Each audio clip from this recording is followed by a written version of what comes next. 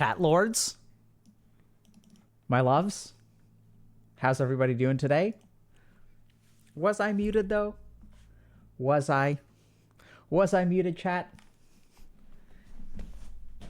All right. Welcome to another Healthy Gamer GG stream. My name is Alok Kanoji. Just a reminder that although I am a psychiatrist, nothing we discuss on stream today is intended to be taken as medical advice. Everything is intended to be for entertainment and educational purposes only. And if y'all have a concern or a question, please go see a licensed professional. So today we're going to have some fun chat. We're going to, I don't know if it's actually fun, but today we're going to try to understand a little bit about the experience of someone from our community. So we've got someone from our community who has spent a fair amount of energy, time, and money in dating coaching. And so I presume they're not happily married at this point, but who knows? So we're just going to talk to them and try to understand a little bit about what their experience of life is like. So yeah, that's what we're doing today. Sound good? So let me grab my stuff, and we're actually just going to hop into a call. So let me set that up. And I understand that this person, I think, is from a different part of the planet. And so hopefully this timing will be a little bit more convenient for them. So let's hop into a call. There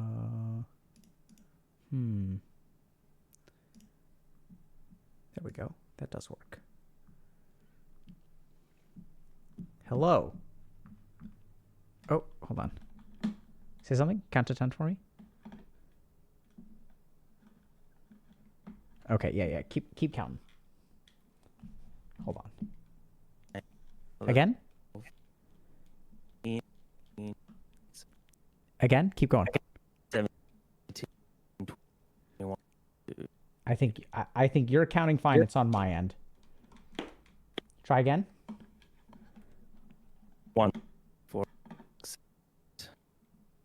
One more time. 12, 14. Yeah, I'm getting just, I think it's actually my little dock. Hold on a second. Let me see if this works.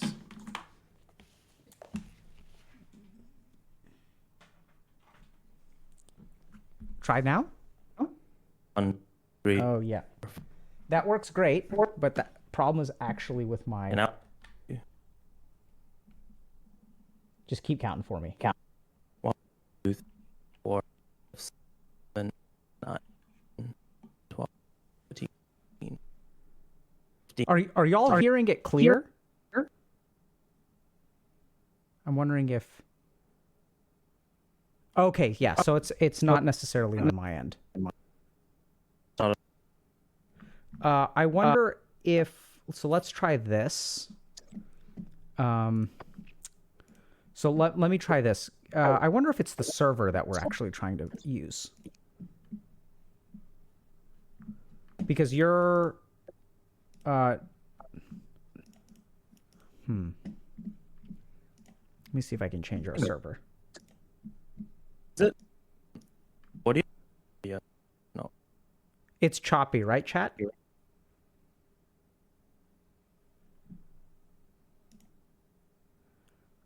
You're in somewhere down under, is that right? Okay, so I wonder if, let's try changing our server. So what's like between us? Let's try this. Try now?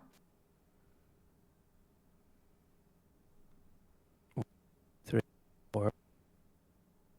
Okay. 5. Can you check your Discord mic settings for voice activity? Yeah.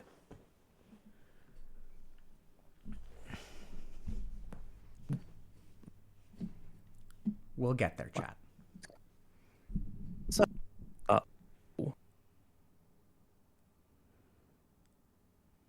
you a mic? How's that? Is that better? That's way better. Okay, cool. Okay, that works great. Put away my fancy mic and use my laptop. All right, well, let's do that then. That's what you get for using a fancy mic. Okay, let me just change our overlay. And, oh, hold on. This is, so let's try give me 1 second.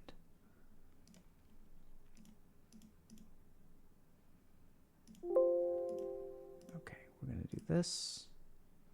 Do this. We'll get there, chat.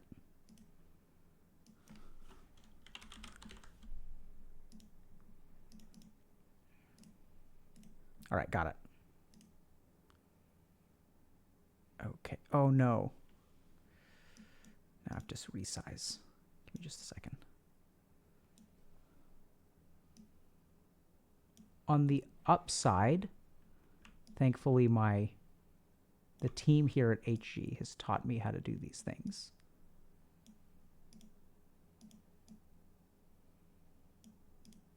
There we go. I think this should be, let's move you over a little bit. Crop a little bit.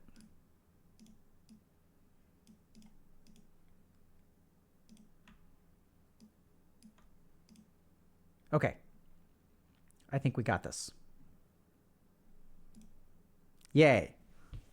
All right, my friend. Welcome. Great. How's it going? Good, dude. How are you? I'm great. And what do you go by, my friend? Ish. Ish? Yeah. And so what are we talking about today, Ish? We're talking about dating, and we're talking about, I guess I just wanted to share my perspective on yeah, I guess like somebody who's like been sold this idea that, you know, if you do XYZ, then like women are gonna flock to you. I guess I spent the large part of basically my whole life feeling like there's something wrong with me and I need to fix myself. And I've been on this like decade-long journey of like fixing myself. And I'm like fixing one thing after the other, after the other, after the other. And I'm like, now I'm like 32 and I'm still like lonely and I'm still single and I'm just like confused. And I've tried literally everything under the sun to fix things externally. And now I'm at a place where I'm like, maybe the problem is not external. So Okay. that's where I'm at. Yeah. Okay. Well, I mean, how can I say this? My first thought is like, that sounds tiring. Exhausting. Yeah. What's that like? It's like this constant, like internal drive to be uh, enough and just trying to do everything possible to just be enough. And yeah, like I wake up every day and I'm just like, what can I fix today? Like, why am I not enough? Why am I still lonely? I feel like I have a lot of things in life that, you know, I have a lot of things going for me, and I just can't. It kind of externally, I feel like, yeah, I can see why I have a lot of things going for me, but internally, I still feel like a lot of like self-loathing and a lot of yeah, I just don't have a sense of self, like of self-worth, regardless of all these external accomplishments that I've been able to have in my life. Like it kind of just means nothing because all I really want is like intimacy and connection, and I just don't have that in my life, and just confused as to how to like find that. Yeah, dude, I'm sorry you're in that situation. I'm sorry I'm grinning. You just seem like such an amazing dude. Thank you.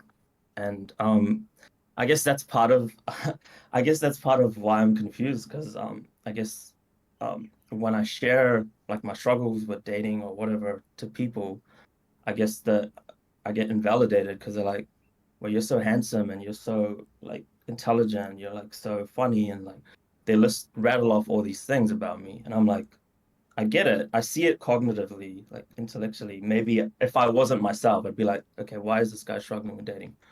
But I guess I'm just carrying a lot of shame and things inside of me, which make me unable to access feeling of like I'm worth something. So it's just been confusing to me. Okay.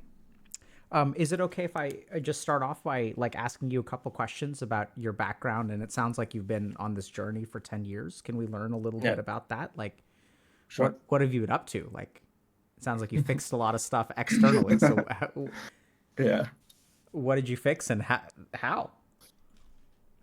I guess I think the things that was plaguing me since childhood was like social anxiety.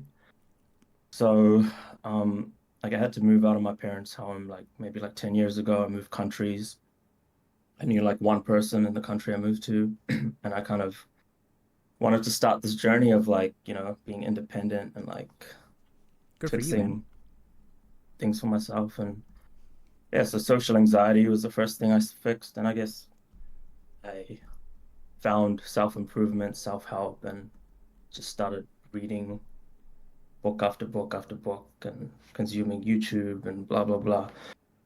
And I guess a lot of that was like mental masturbation, but also some of it was like I put into action certain things, I guess like exposing myself to things I'm scared of, like progressively overloading and to the point where, okay, like I can now string a coherent sentence without having panic attacks and like I can now talk to people without, you know, feeling like intense physical sensations.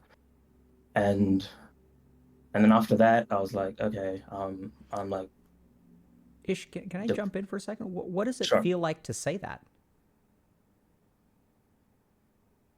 right now. Yeah. What does it feel like to talk about your progress? Honestly, I feel proud of myself, and I don't think I've ever felt that before. And it's been recent that I'm like actually noticing that I have a lot of things to be proud of. So there's a big difference between having a lot of things to be proud of and being proud of them. Yeah, it's true. And where are you right now? Yeah, right. I have a lot of things to be proud of. Like I can make a list of things, but I can't feel it. Mm-hmm. But so when I was asking you about, what you've accomplished, did you feel some pride? At the time, probably not because it was just like there's still a lot of things wrong with me, so I gotta keep going, gotta keep fixing myself. Mm-hmm.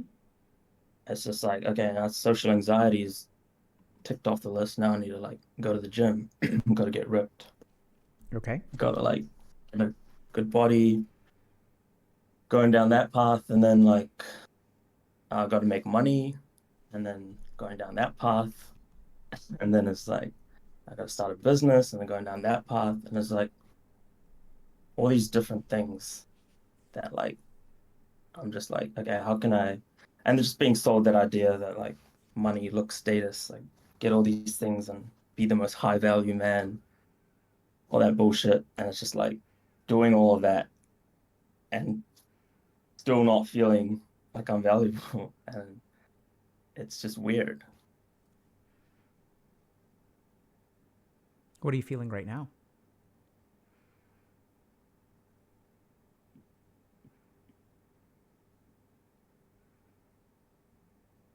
I actually don't know what I'm feeling right now. Okay.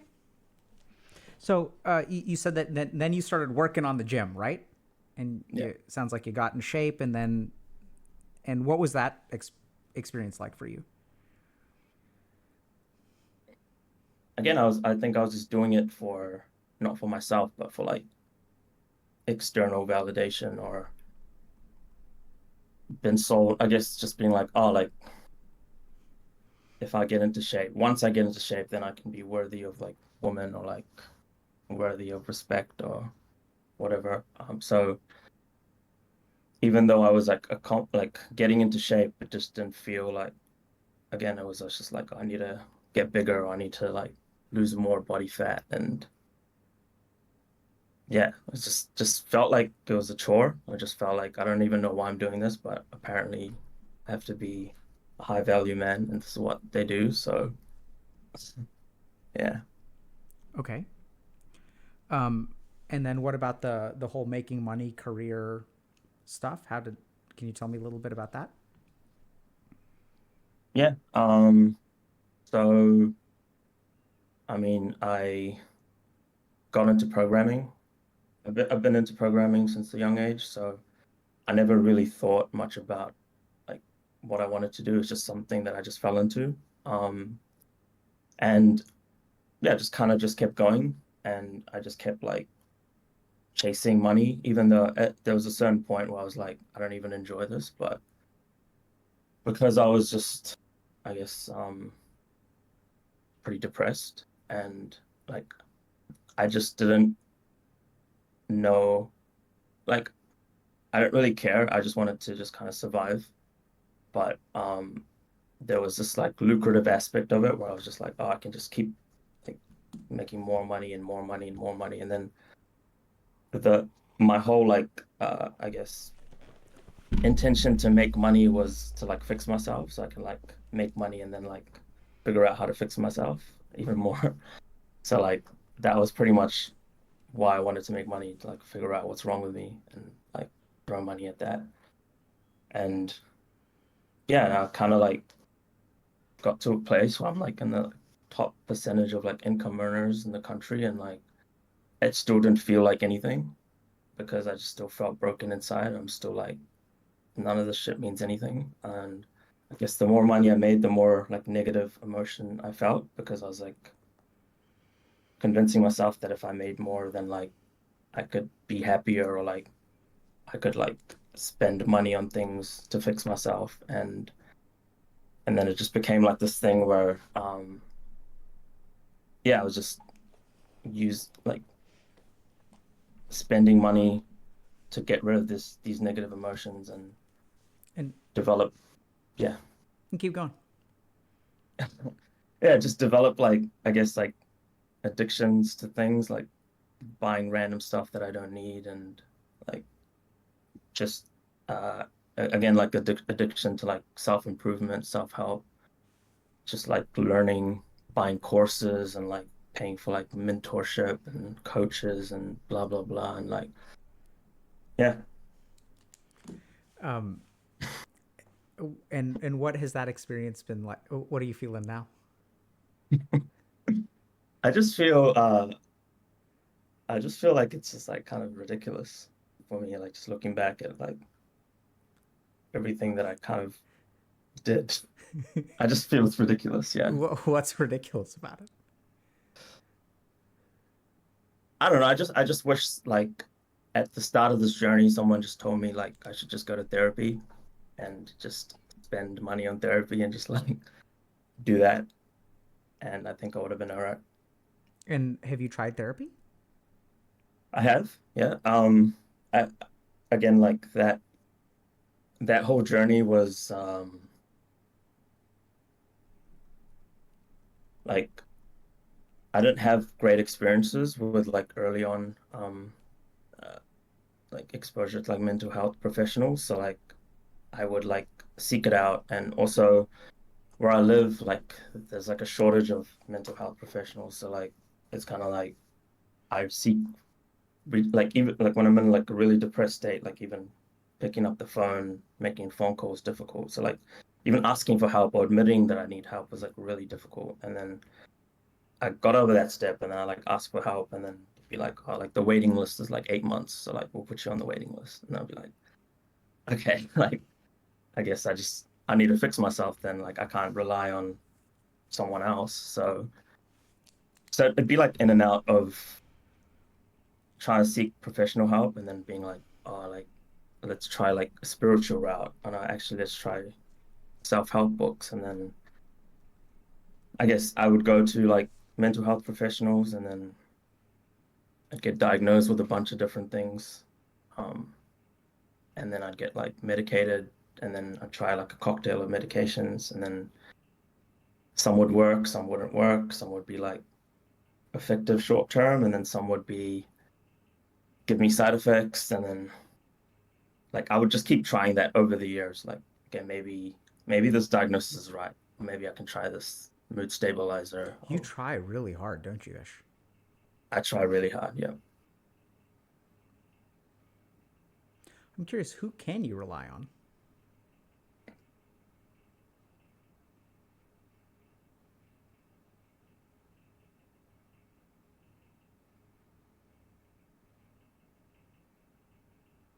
Myself. I'm seeing that. Um, so, and can you tell us a little bit about kind of this, like, the mentorship, throwing money at the problem? What did that look like, and what was that like for you? Um, well, the first 5 years were just kind of like, I guess, mental masturbation. Like, just I would have like this, I Did you guess, say mental masturbation or mentor masturbation? mental masturbation. AL. Yeah, yeah. Okay. And what does that mean? That just means like, I guess, spending money on things and like, I guess, buying courses online. Like, for example, like how to pick up women or something like that, or like how to build a drop shipping company. Like just buying these things and like going through them but not doing anything with it. Okay. And that would be like first 5 years of just doing that. And I guess it served some like this intellectual curiosity of like not even intellectual curiosity, but I guess feeling like I was improving myself with like knowledge, like learning stuff, but not doing anything with it. And then the last 5 years was kind of like, okay, like the problem that I wanted to fix now was like loneliness. So like, how do I fix that? And then there's one half in there which is like invalidating my loneliness, and then there's certain pockets of the internet where like I know exactly how you feel. I know how to fix it. And that's enter like the world of like dating coaching and like pickup artistry.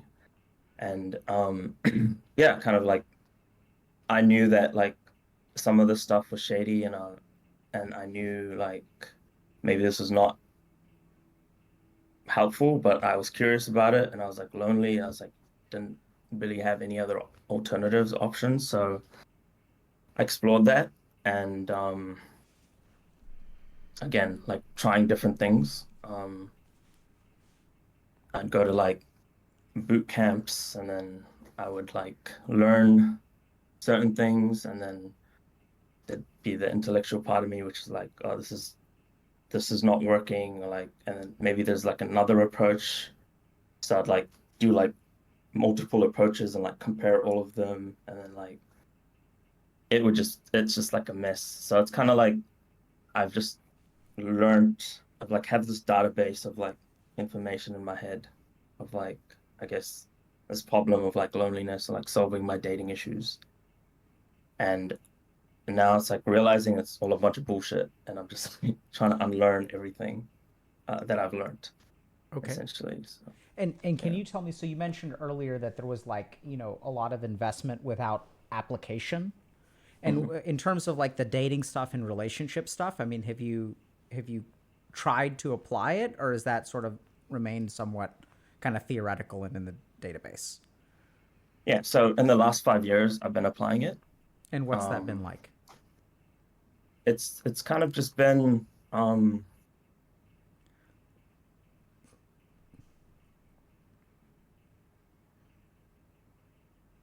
what it's been like is like I kind of learned to create this like mask of like how to present like project these like qualities of myself and project like a false confidence and project like a bravado. Um, and I was like attracting women, and I was like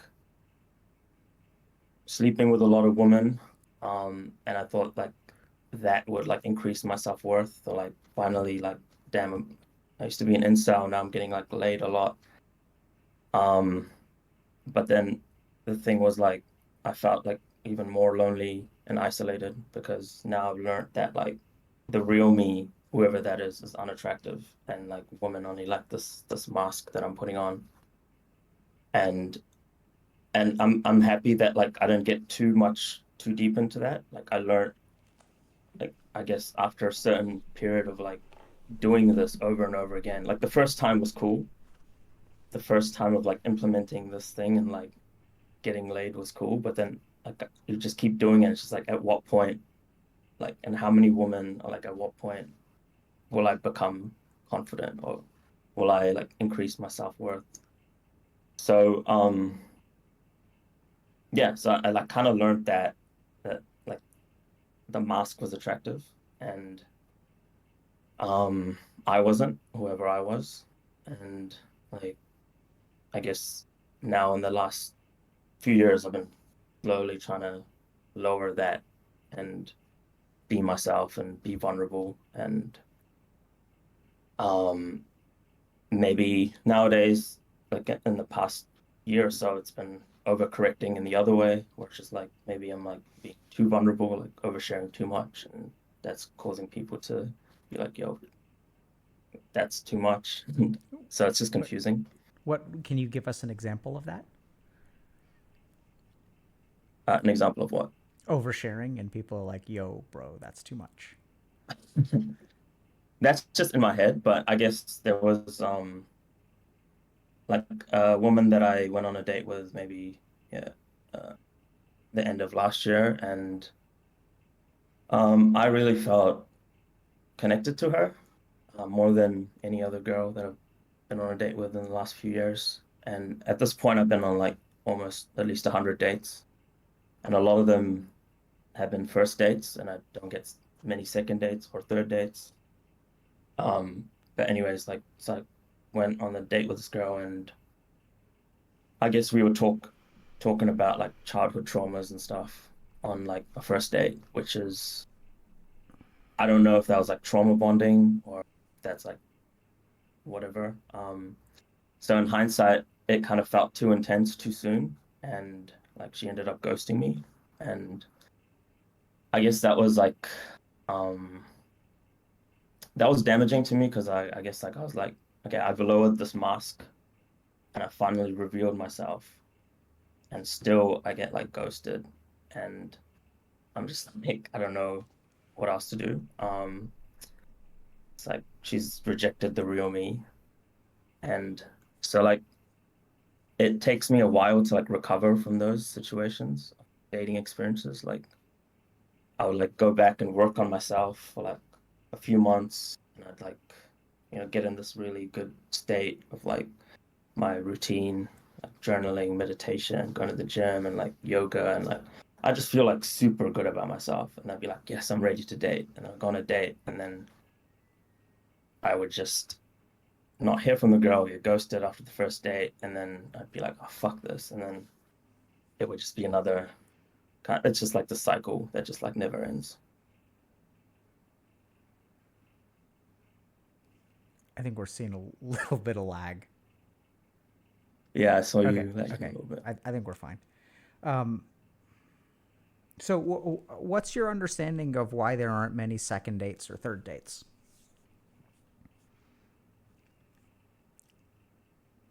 That's the question that I can't answer. And I guess like the people that know the answer is like the dating coaches, or like, and then each dating coach would have their own like interpretation of why that is, and then one would have their own like methodology and formula of like how to run a date, and like this is what to do, this is what not to do, and what to say, it's not what to say. And then another dating coach would have a different opinion. And like honestly, I don't know. And it's bemusing to a lot of people when I express it. Um, and the only people that would know is like the woman that I go on dates with. And I sometimes I like something I've been doing recently is like asking for feedback. And I guess you have to take that with a lot of salt because people don't want to hurt your feelings. And I think sometimes some of the feedback has been good, like I guess things like like you weren't making enough eye contact, or like the date felt like an interview. And I'm like, okay, cool, like I can improve those things. And then other times it's been vague, like I don't feel a romantic connection, which is weird because the woman that said that to me like kissed me on the date, like she initiated the kiss and stuff like that. So it's just weird. And then the last girl I went on a date with, like, um, we were like met on a dating app. She was like flirting with me, and she initiated me to get off the app, and then like flirting like for a week over text. I asked her out, went on a date, and then I thought the date went really well. And love to see you again. She's like, yeah, I'd love that too. And then I text her the next day or the day after. I'd be like, hey, when are you down to like hang out again? And then I don't hear from her for a few days, and then she's like, hey. So I've just been thinking, I'm just not into dating at the moment, but I think you're a really inspirational guy, and I'd love to be friends with you. And And I'm just love to be like, what with you? I'd love to hang out with you again as friends. And Friend so zone. I'm just like, yeah. So then that's the first time that's happened to me, but it's kind of like I'm an inspirational guy, which is the biggest backhanded compliment I've ever received. But like, so yeah, confused, and that's kind of like what prompted me to like express myself and just being like, I don't know what's going on, but I guess now that I've kind of explored therapy again, and I think I finally found like a therapist that I click with and a form of therapy that I resonate with. And I think the answer for now, the working answer is complex PTSD, which kind of like leaks out in ways that people can detect.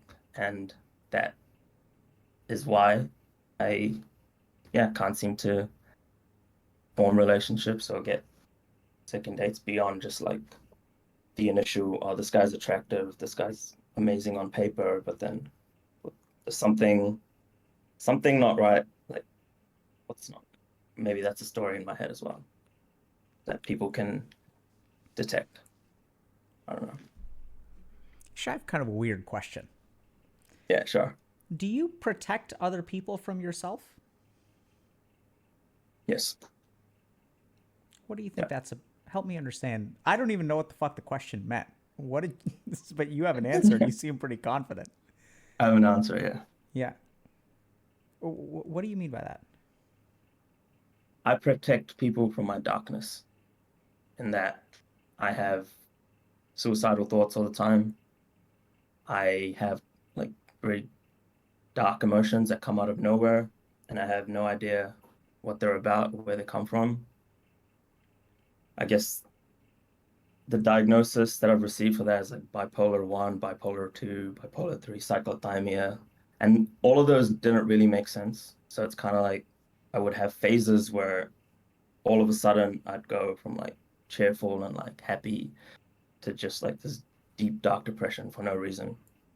And I protect myself, to protect other people from that because I don't, I feel like I have a lot of friends. I have good friends. I'm grateful when I have family, people I can rely on and trust to talk to about these things, but it's like a heavy burden for them and to like put on them all the time, be like, so that's I protect people from that. Okay. So, let's ask a couple more questions. Sure. So, let's say you meet someone and you really like them. Mhm. Should they date you? Yes or no? Good. What's the yes? What's the no? The yes is I think I'm kind. I think uh I think I'm curious. I'm really interested in people, getting to know people.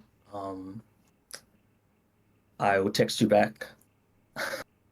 Um, I will organize dates, and I'm down to do romantic shit. And I people, women complain about emotionally unavailable men, but like I'm emotionally over available. So like I'm here. If you want to talk about emotions, I'm here. Um, yeah, I guess makes me dateable. Sure. Um, I think there are many things about you that are very dateable. Thank you. Um, no, what makes me undateable is, yeah, mental health and my emotional instability, and yeah, just this feeling of terror that's like just takes over me sometimes, and just unsure why or what that's about.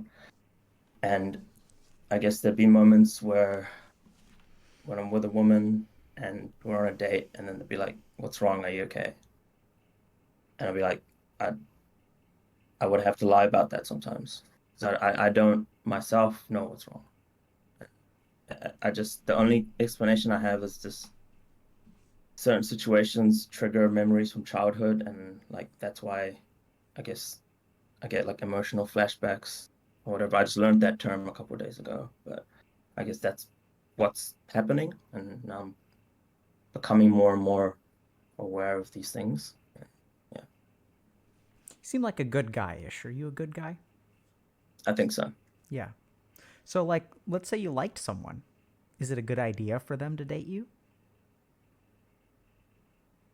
If they have the emotional bandwidth to handle my intensity, and if they are empathic enough to like support me on just yeah, this whatever's going on in my head, which I'm very confused by sometimes. Do you test them? Not consciously. Okay. What? But totally get that. What do you think Mm, unconsciously? Yay, nay? probably, Okay. Because I mean, possibly. I had kind of one thought, which is that so you seem competent, right? Like you seem like you learn things and like you know how to improve things, and you kind of like you're very good at. I don't mean this in like a dating way, but like playing the game, right? So you know how to like move towards. You can put forth a lot of intentionality and effort and get to where you want to go. Mm. And so you've done that over and over and over again, except for this one thing, which then kind of begs the question. One is, oh my God, I can't get to where I want to go. This is the one problem that's unsolvable. Or, that sounds kind of weird, maybe you're actually just as good at this as you are at everything else. And where you want to go with this is exactly where you're winding up.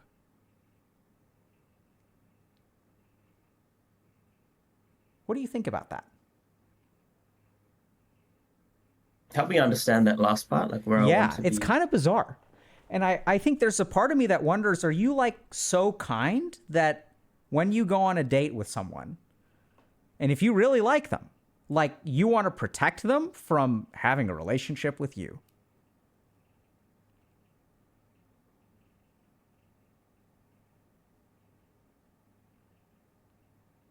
Sometimes, yeah.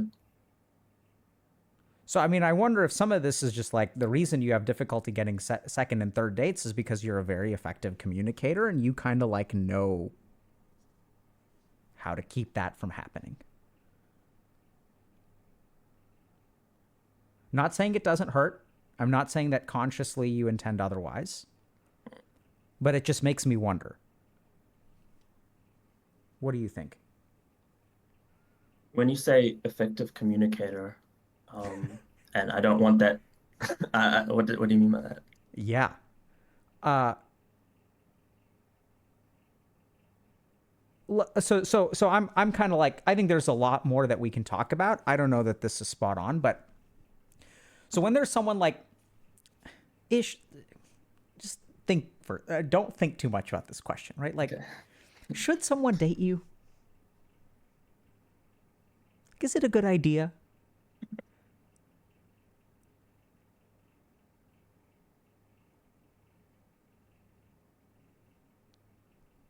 Sometimes. Good, right? So that shows the work that you've put in, but that it took some work to get to sometimes, right? Yes. And you Yeah. were like, then, and so there's a part of me that's like, I kind of, I can see a really tricky situation. I don't know if it's actually what's happening. Where the more that you connect with a girl, the more that you actually want them, the more that you care about them, the more you realize, you know what, you're probably better off with someone else. And I don't think it's conscious. But I think it's tricky because if you're like genuinely a good person and you genuinely care about people and you try to protect them, like the best solution is like, don't date me. Does that resonate with you at all? I think so. I think at either at a subconscious level, yeah. I think if I'm like, yeah, I think the woman that I was talking about that I really connected with last time, she expressed to me that like she used to date like a famous musician or something, and like that really triggered me because I was like, what is she doing on a date with me? She can like literally date anybody. That was one of my first thoughts. And then I guess after the date, during the date, we were talking about like gender norms and stuff, and like I noticed that she said that. I was like, she noticed. I noticed she said something like, I like initiating things sometimes. So then at the end of the date, she's like, I had a great time, and then like, it was an amazing date, and I was like, um, oh, maybe you should initiate the second date. Like maybe you should plan the second date. And she was like, yeah, I'd love that. And like text me, and I think yeah, for 4 days, like I didn't text her because I was expecting her to set up the date and text me. And maybe that was a way for me to protect myself against getting hurt, getting rejected, and maybe subconsciously I was like, don't date me. I, yeah, I mean, I'm not. It's an interesting idea. That just seemed. There's so many other variables there. Mhm. I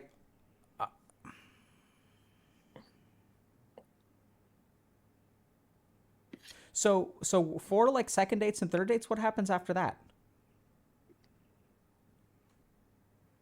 I don't go on many second dates. What happens after your first date? Most often it's just like I would text them again, like if hey, love to see you again, I had a good time, and either I'd get ghosted, uh, or I would just be like, hey, I wasn't feeling it, or just some variation of just some pleasantry. And then most recently, friend zone, which is like a new one. And yeah, Do you have fun during dates? sometimes. A lot of sometimeses. Yeah, honestly, like I think the because I would say like the first 20 or 30 dates that I've been on in my life, like it was really like exposure therapy for me. Like I'm just doing this to like I'm socially anxious. So I just want to like literally just sit here and like have like a 5 minute conversation, then a 10 minute. I was doing that, right? So it's like my flight or flight response was just like triggered during dates. The Wow, that's first, really impressive, dude. thank you. That you could do that. That sounds really hard. Yeah, thank you. So I guess my early dating experiences were just that, like exposure therapy. And like I would say that I wasn't really having all that much fun because I was just like in this like hyper vigilant state. Um, and recently my dating experiences have just been like, I guess going through this the toxic dating pickup stuff would be like getting an outcome. So it'd be like the outcome is getting laid. Like the whole thing is, and I guess it makes sense from a marketing perspective because it's like do this course and you'll get laid. Like there's an outcome. It needs to have an outcome. Otherwise, I wouldn't buy into it. So it would be like, yeah, I'm going on these dates and I'm doing this like playbook of like things to do, like things to say, and like how to like escalate physically, and then like how long to spend on a day before you like invite the girl home, and then like do this and like have sex like this, and then this what it's like this whole formula, and I'm like doing it, going through the motions, and I'm just like, this is just stupid. But like at the same time, I don't really know. This is the only thing that kind of like works, quote unquote. So I'm just like, let's just keep doing this. And the more I do it, the more I did it, the more empty I felt. I realized like I wasn't really having fun, but at least I was getting laid, so that's better than like jerking off. So, but I realized I'm just like masturbating with another person. So it actually didn't make me feel any better. Yeah, I think that's very insightful. How are you feeling now?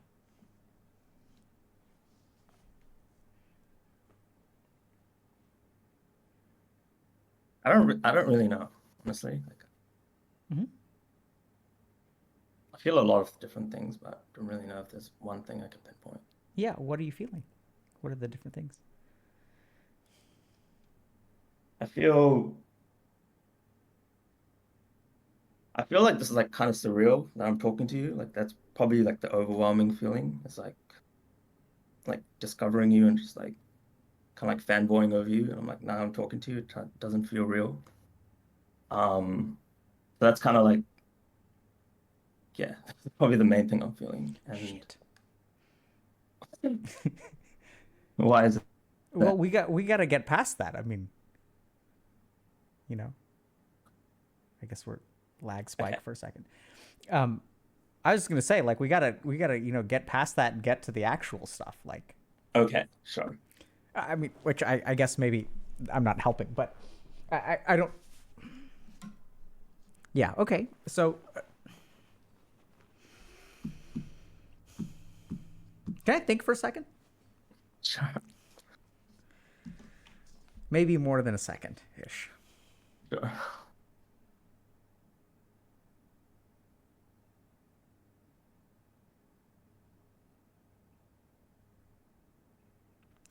Do you have friends who are women?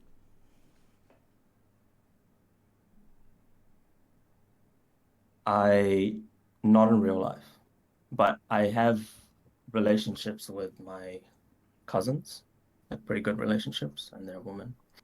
Okay. And it sounds like you had somewhat of a rough childhood or something, right? Because you mentioned CPTSD. Yes. Um, are you comfortable telling us about the impact of that? You don't have to go into detail, but I'm curious, like, what. So you said that 10 years ago you started this journey of fixing yourself. And what I'm curious about is where did you get the idea that you're broken? Um, yeah, I guess just emotional, verbal, physical abuse when growing up. Um, Feeling a little bit of like, not a little bit, but like body dysmorphia as well. Learning that like my face is deformed in some way. I'm picking that up from, yeah, people around me. Uh, Being bullied and just being feeling like I'm just quiet and I don't talk much, and that means there's something defective about me.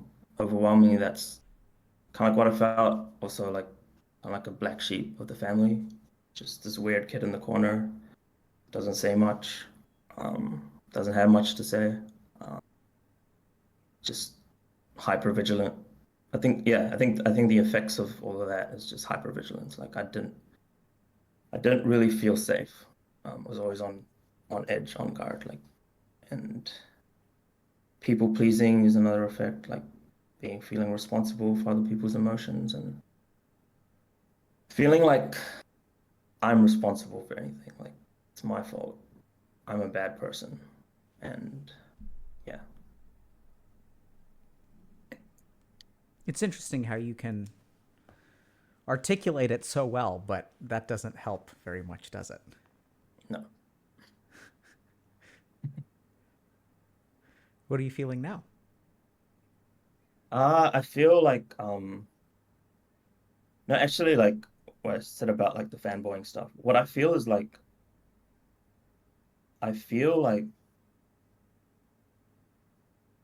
being seen in my vulnerability is like I feel like I'm feeling proud of myself, like, and it's like a form of self-acceptance to like put my face on the internet and like talk about these things which I've been terrified to talk about. So I feel kind of like feel like joy, a little bit of joy about myself, Yeah, for I've been myself. wanting to tell you that I'm proud of you this whole time, but I was afraid that that would not work out well. I'm feeling proud of myself. Like, I'm proud of you. thank you.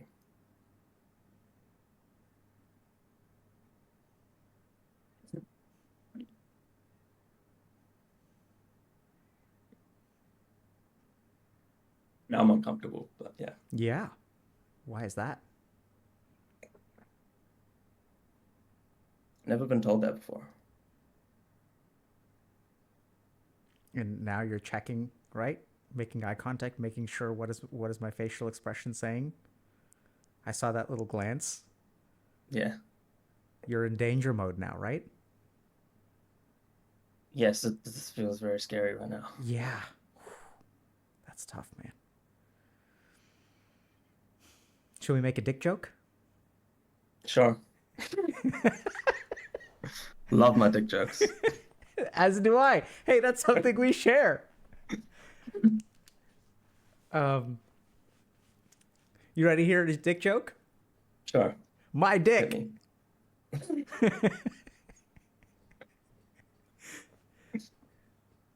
Yeah, so I think it's interesting, huh? So what's it like to have someone be proud of you?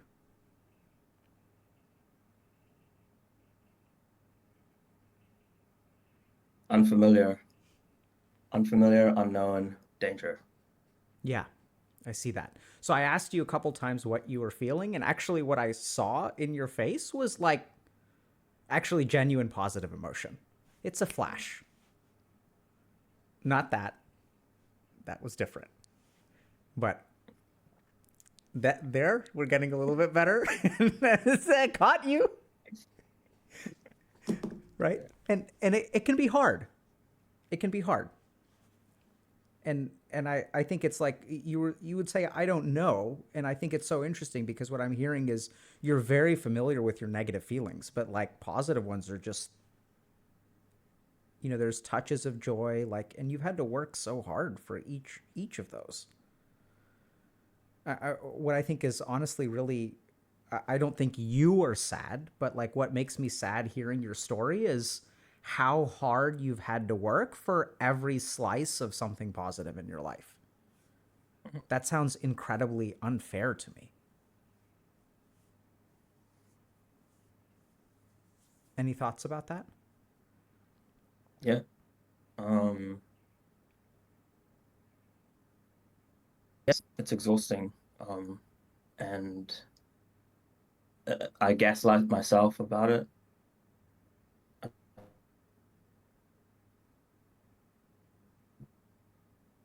But be I'm We're lagging for a second. Let me see if I not can. feeling joy. Oh, there we go. It looks like we're back. You were saying that you were the last thing that we caught was you were gaslighting yourself. Yeah, gaslighting myself and that like I have like on paper I have a lot going for me in my life. So it's like I should feel happy, I should feel joy, I should like feel some like positive emotions and the fact that I don't makes me feel guilty. It's like I compare myself. I'm like people have it so much worse than me if they're happier and like that's part of that and I feel shame, I feel guilt for that that compounds the negative emotions and like yeah. Yeah, I think. So I want to just share another thought that I kind of noticed. So when you started going to the gym, how did you feel about yourself? I felt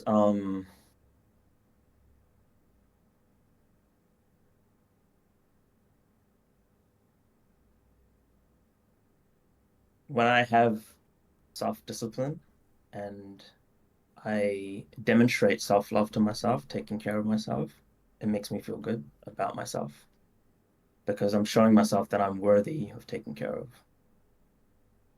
And but then there's that achiever thing that comes in, which is like, oh fuck, like I should be like I've gone to the gym like now like X amount of time and my body fat is still not this. And then that's like the shame comes in and I look around and I'll be like, fuck, like all these other people are like way better than me. Like and then it comes like, okay, let's fix this again. Let's get a personal trainer. And then it just gets into this like be better, let's do more and be more valuable, whatever. And that fucks it up. And but like the initial like, okay, I'm waking up, I'm packing my bags, I'm going to the gym, cool. But then when there's like outcomes and stuff, and I'm like shaming myself or like feeling guilty for not reaching these outcomes, these arbitrary things that I set for myself, then it doesn't feel good. Yeah. So, Ish, what I'm noticing is that when you're taking action, you can feel proud of yourself. Mm. But when you accomplish something, paradoxically, it seems to evoke shame. I don't think it's very paradoxical at all, but like that's what I'm hearing. Does that seem right to you? Yeah, it's almost like I can't be proud of the accomplishments, almost like don't register. I can't even 100%. register them. And what do you Yeah, think that does for your sense of self worth?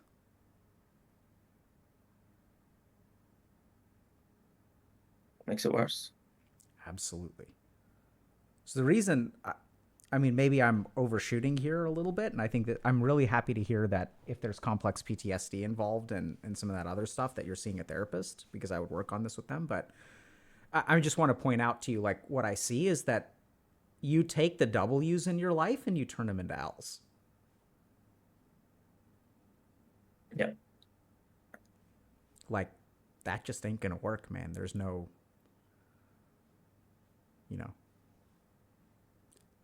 and this is where I can share some information. Like, any thoughts or reactions to that before I keep going?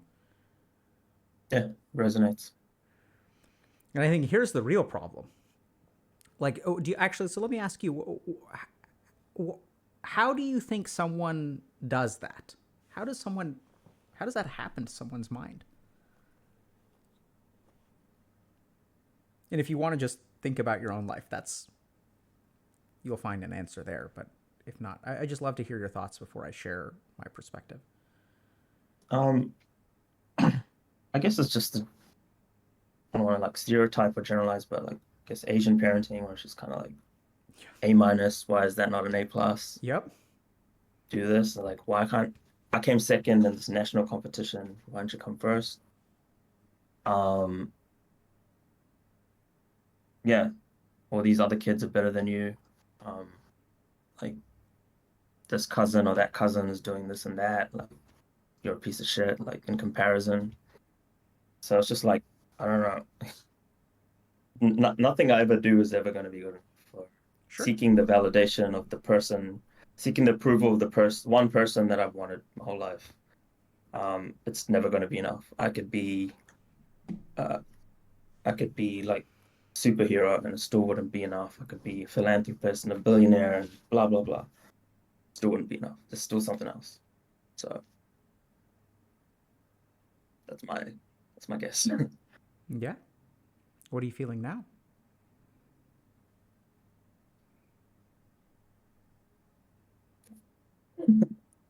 I don't. Yeah, I don't really know. Yeah. Again, Okay. So is it does it bother you that I keep asking you that question, and do you feel uncomfortable saying I don't know and like, oh my god, like I should know the answer? yeah, it's like I should know the answer, Yeah, and I I don't feel think you should. dumb for not knowing. Yeah, sorry. I just noticed now I'm piecing things together. Um, I don't think you're dumb for not knowing. Okay, Can I please explain why? sure. So you beat yourself up, right? Random suicidal thoughts, lots of shame. What were you taught about yourself, Ish?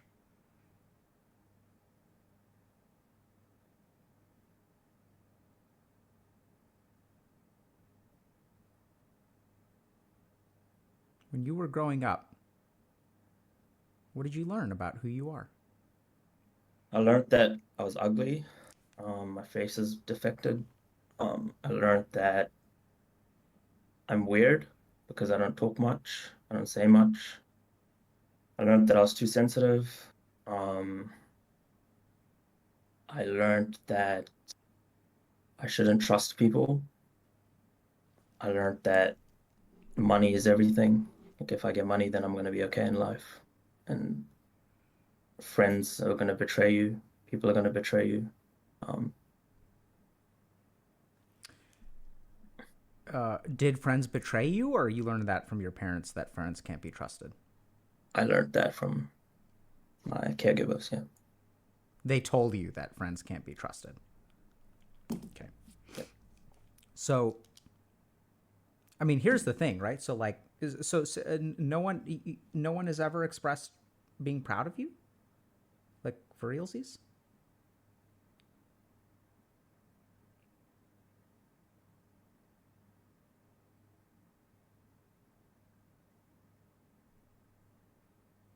The fact that I have to think so much about it probably says maybe somewhere, but I can't really remember many instances.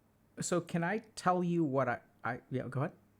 Actually, I do remember one time is well, I guess the only time in my childhood was when I achieved things is the only moment I felt someone was proud of me. And the first time was yeah, I won this like national competition of like web design, and I was like in the newspaper, the no local newspaper and stuff. And that was the first moment where I felt like someone was proud of me. And I learned that like in order to make people proud of me, I need to like achieve things. And that's the only way. I need to be the best. Otherwise, it's not good enough. And who was proud of you? My dad.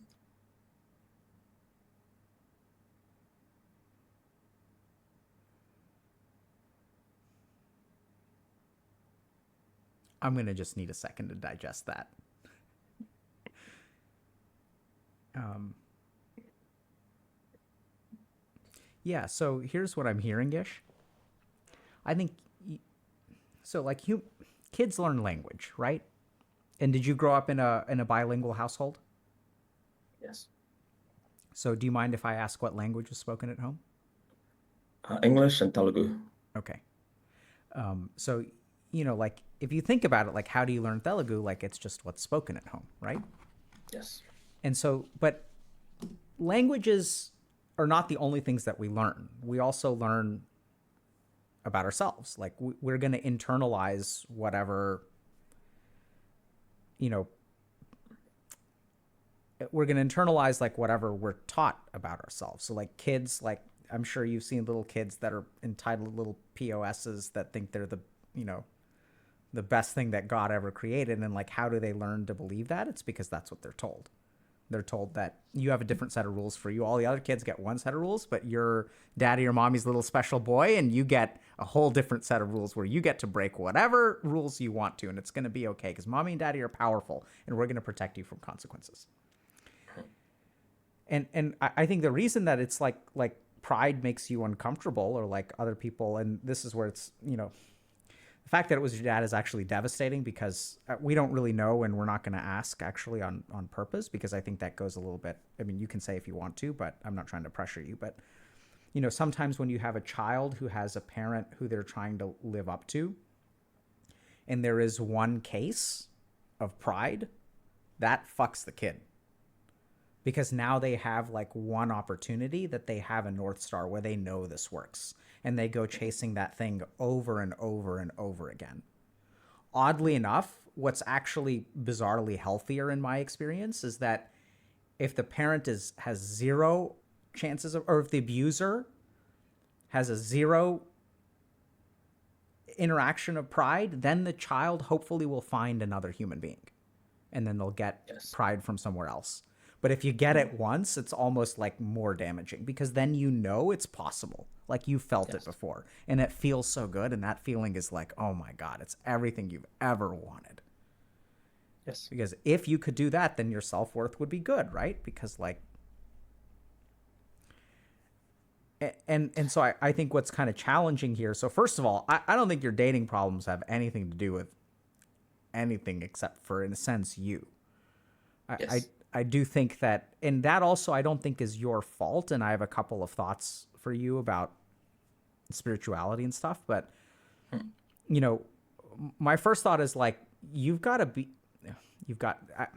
I don't want to trigger the complex in you that says I need to be better. Mm. Okay, so like that we have to be super careful about because that's actually like playing into a bad belief set. So I don't know. Does that make sense? Yeah. So if you need to be better, that presumes that you're unacceptable in your current state. So there are things that you can do and grow, but like don't let that part of you that says, oh my God, I have to do this to be a decent human being. You're a decent human being already. You're a good dude. I think you have a lot. Like, can I tell you what I see? Sure. And pay attention to yourself, okay? And if you don't know how this makes you feel, ask yourself, is that a positive feeling? And I just don't recognize it because Okay. it's Sure. kind of unfamiliar. Okay. Okay. So, first of all, I see someone who was born into very hard circumstances, may have had some advantages to be sure, but was really born in a place where they were like not loved very much. And I think that that's sad and I think that's unfair. I see someone who, despite all of the challenges of their upbringing, has through sweat, blood, and tears, like risen out of that and has done everything that the world has asked them to do. And I think it's incredibly sad that you can do all of the right things and still end up in the place that you are. And that's what feels the most unfair to me. And what I see is someone who's incredibly resilient. I see someone who's incredibly courageous. I see someone who, despite life taking every opportunity to beat you down, refuses to be beaten down. I see endurance, stamina. I don't see hope. But I don't know what's driving you. Maybe it's desperation. And most of all, I see someone who's incredibly tired and who I want nothing more for you than to be able to rest. I want nothing more for you than to be able to go on a date and not have to think about all that stuff. I want you to be able to go on a date and instead of asking yourself, how do I get this person to like me or notice me or love me or get laid? I would love it if you could go on a date and ask yourself, is this person right for me? Does this person deserve to date me? Do I want to be with this person?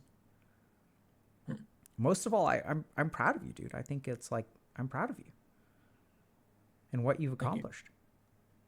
Thanks. Can you stop saying thanks, by the way? Let's try again. Wait, what do I say instead? I don't know what You to don't say anything. Okay. So I want you to notice what thanks does to you.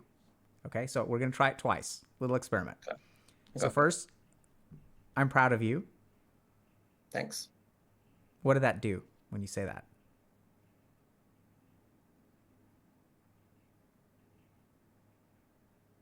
Mm, Let's try I don't without. know. Maybe you'll notice the difference. I'm proud of you.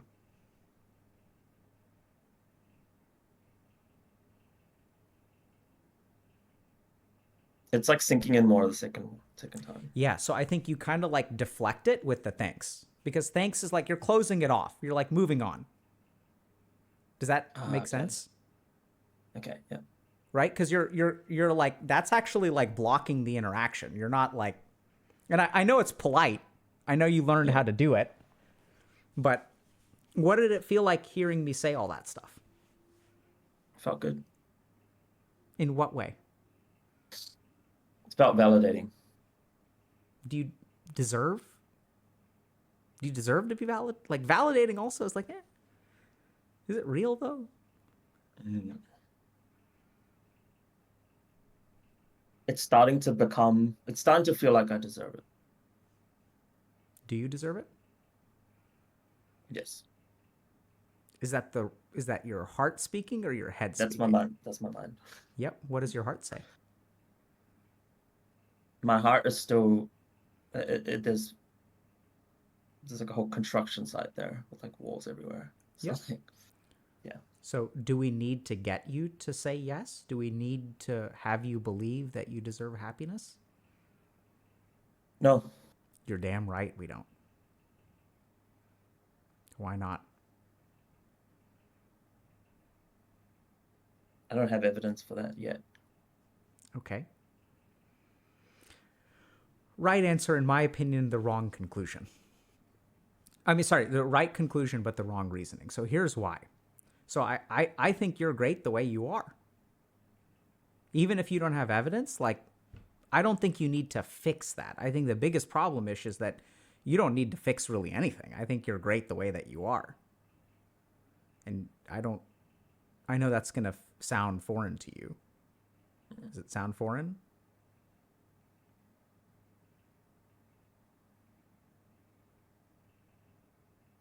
You see, when I get into like phases of I guess self-care and like routine.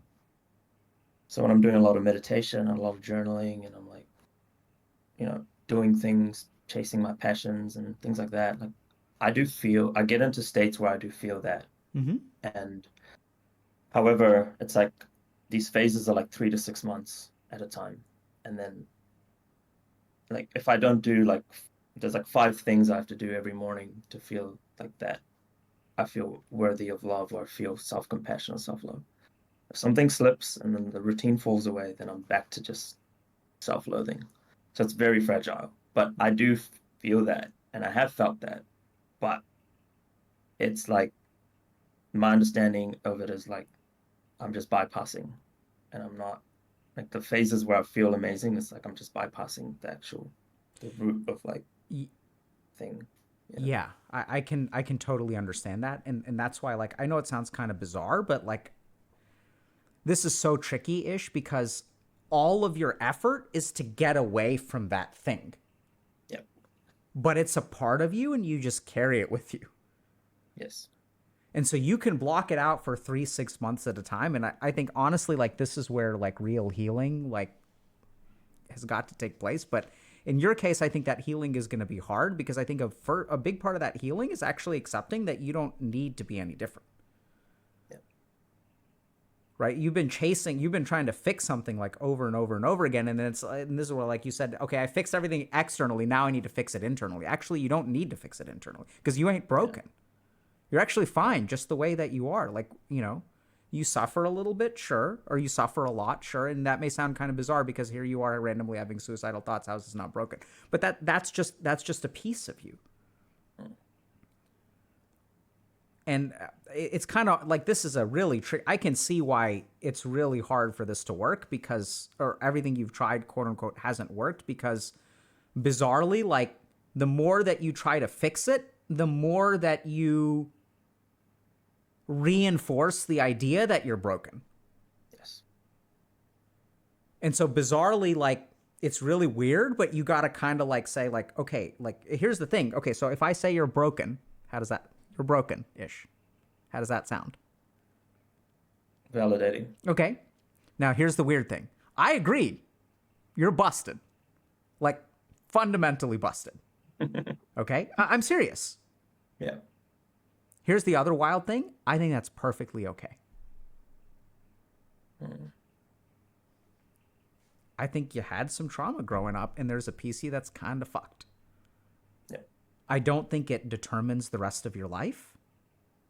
I don't think that you need to fix it. I think it's just a consequence of your karma. And that it's not your fault, and it's actually not your responsibility to fix it. That what you should fix are the things that you want to fix, not what you should fix.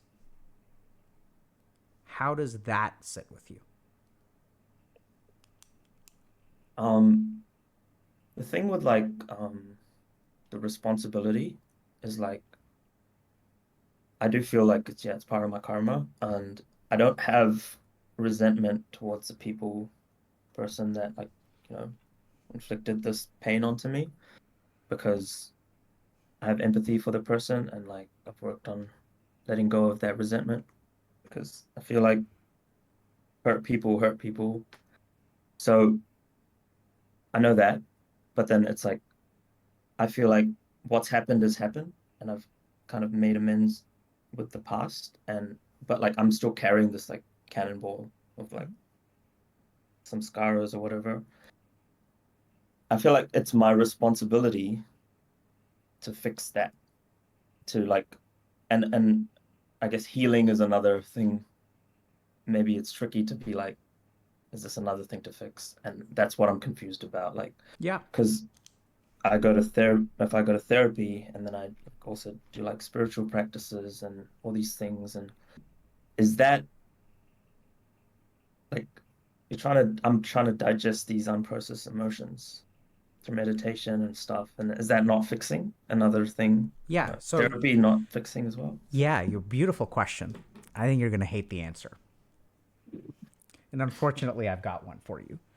Sure. Does it need to be fixed? Absolutely. Do you need to heal ish? 100%. But it's not your responsibility. Okay.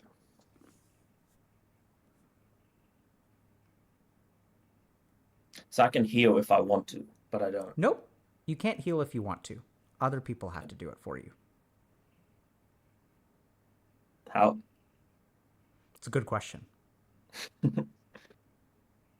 How does that sound to you? It sounds good because something that I've recently been able to do is like ask for help more than I've ever done in my whole life, and I'm proud of myself for that because it's very hard to do because I've been taught that I can't ask for help and I have to be hyper independent and fix everything myself. But I think other people helping me, yeah, like I mean, I'm talking to you, and that's like I'm allowing you to help me as Mm-hmm. opposed to reading like 13 books on spirituality and trying to figure out myself. So yeah, I think I agree with that. Yeah. So I think it's tricky, right? Because the biggest kind of scam that we tell ourselves. So like, who made you this way, Ish? Did you create this for yourself? No, So the biggest scam that we tell ourselves is when someone else does something to us that we're the ones who can fix it. And this is, I mean, it's not 100% true because there's a lot that you can do. But when I say there's a lot you can do, you've done it all, yeah, right? Like you've done yeah. your piece, bro. I don't know what else to do. Yeah, exactly. Yeah.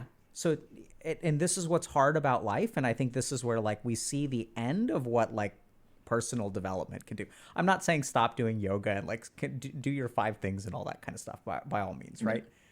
But I think there's this question of like I asked you some time ago, like who can you rely on, and like that's the problem because I think that at some point, like if someone else has taught you how to hate yourself, someone else really has to teach you how to love yourself. And that's what's so terrifying is like then it's out of our control. And that's also what's so liberating because you're damn right it's out of your control. So you can chill the fuck out. Okay. And you don't have to wake up every day and do your 5 things and go sign up for this course and go sign up for that course. Because when it's in your control, when you're the only one who you can rely on, like everything is on you. And you're looking for a relationship, but like you're a monolith. Like there's no mutual anything. What do you mean by that? Monolith. Like I think you're like you've got all these walls. Like you're a solo. You're like a pillar, and there's no. I would guess like not a whole. I know that you kind of like trauma bonded or maybe like shared a little bit too much, and there's like a very practical sense of people may not be ready for that. But I don't know if you something about this makes me feel like you're not really ready to be interdependent with someone. Yeah. So what I'm hearing is that you can be very emotionally available. You can be someone's therapist. And there are times where you flip things around, where you open up too much and you dump on them. But I'm not hearing that you're ready to be interdependent. Okay. But I think it's going to be tough, but I think you should do it actually exactly. I'm optimistic for you. Like, I think you can heal. Like, I think work with that therapist. I think reaching out to the internet and having the internet answer your call is like, because you're deserving of help. Like, and you don't have to do it on your own. And like, I'm happy to hear you're starting to rely on other people, because I think that's when you're going to really feel like, because like one day you're going to think, oh, I don't deserve it.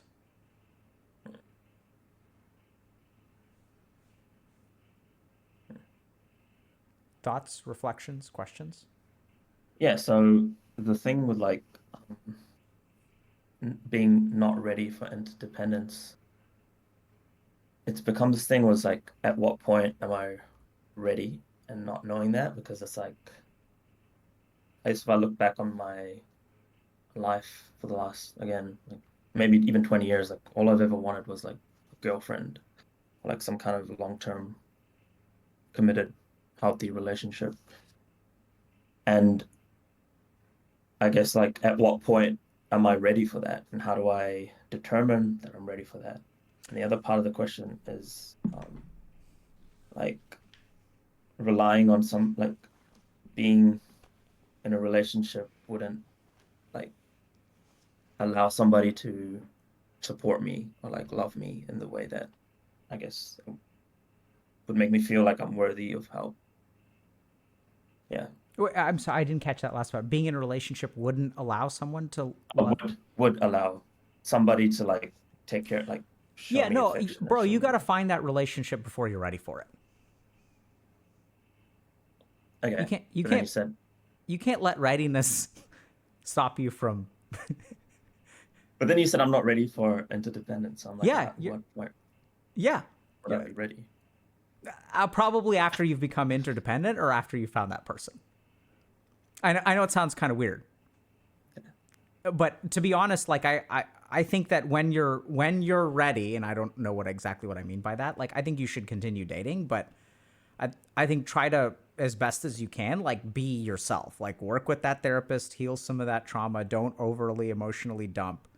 But I think like really the main thing is like open yourself up to something without thinking about the outcome, right? And really like what I would, and I think this is plagued with problematic. So this is the least confident thing that I feel like good about. But I would say like if you want to go on a date, like really just try to.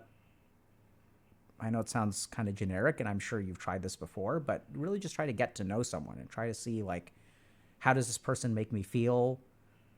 What amount do I want to share? How do I feel about them? Because I think that there's a certain organicness which is going to be required. I don't think you're going to heal 100% and then be ready for a relationship. I think oftentimes the most impactful relationships happen when we're not ready. And that's where some amount of, like caution, control, but also like foolishness. Like, foolishness is an important part of every really successful relationship. I don't think you're being stupid enough, you know? Yeah, And I think it's just you're trying so hard, dude. Like, just let them do some of the work. true. Let other people carry you, ish. Like, you've been carrying yourself for long enough, dude. Yeah, there's definitely lightness. There's a playful side of me which is silly and sarcastic, and that's what I want to like engage with because it's Mm-hmm. fun. Yeah. But that's locked away as well. Trying to be, Why is it locked away?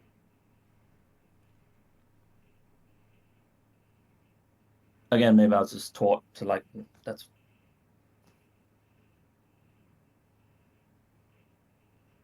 it's not alpha, or like just some bullshit about some conditioning about what to say, what not to say, what kind of jokes to make.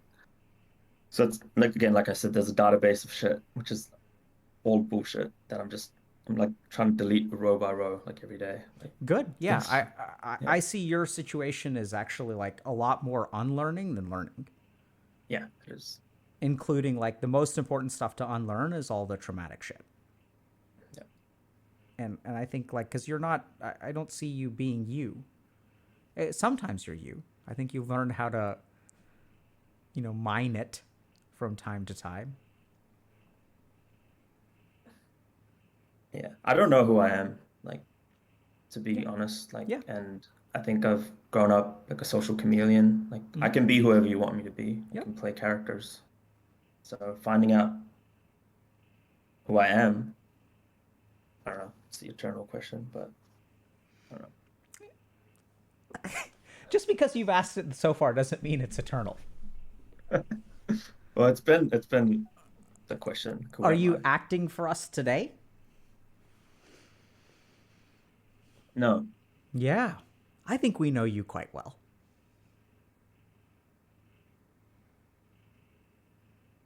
I'm not acting today. Yeah, I believe you. I think we've seen measures of it, but I think that you are showing the more positive side of yourself. You're taking some of those instinctive reactions and then turning them into what Dr. K and the community want to hear, which is like, yeah, I can love myself sometimes. Like, yeah, it's like honest. Yeah.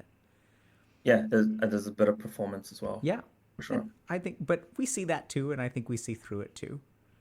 But sometimes it can feel very hard for people to be seen through. Or is this hard for you today?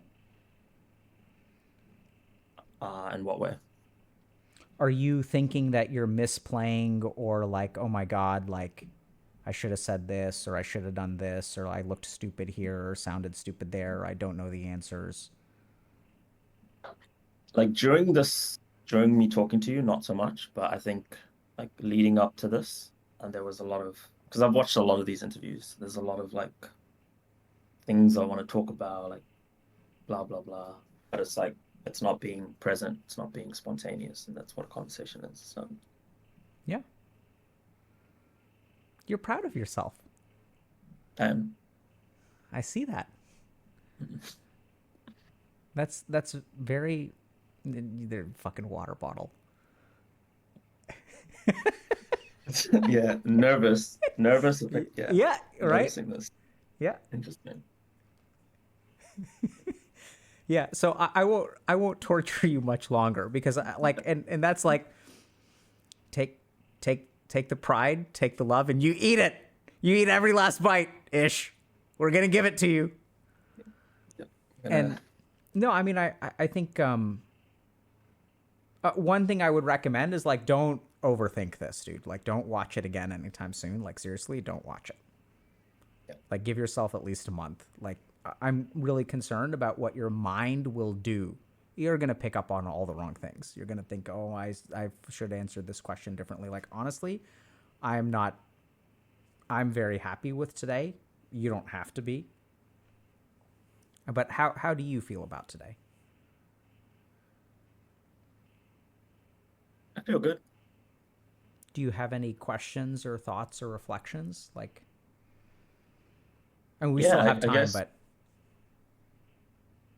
I guess just from a practical perspective moving forward, like what should I kind of focus on? I guess the main thing is like stop trying, let go, unlearning things. But in terms of like moving forward to uh, with my goal in mind, which is like,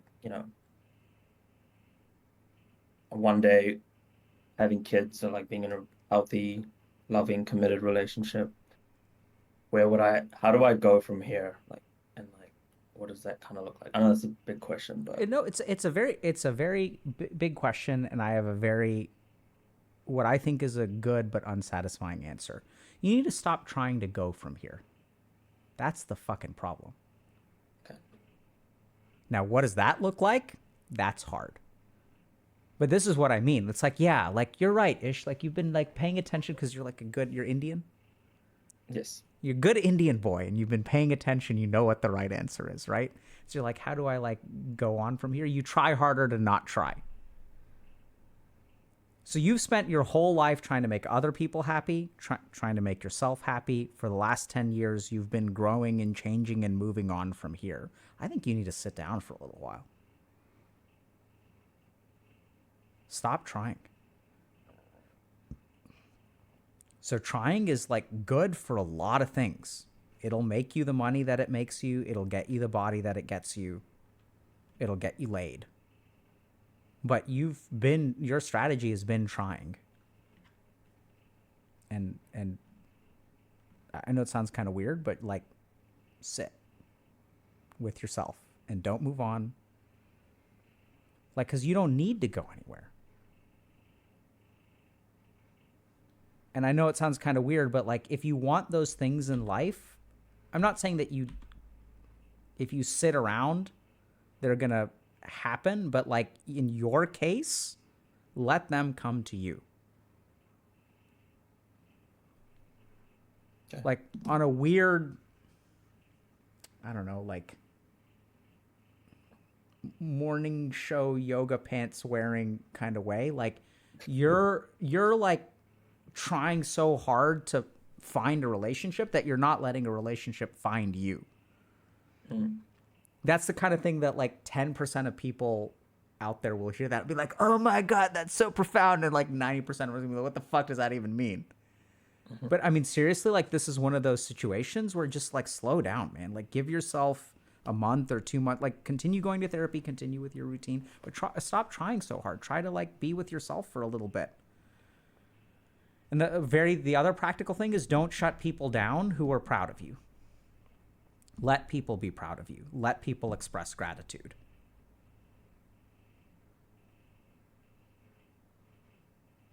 How do I, you know how you said like don't say thank you in that way? How do I like absorb that? Or like how do I take a compliment or like that kind of thing? So this is going to be wild.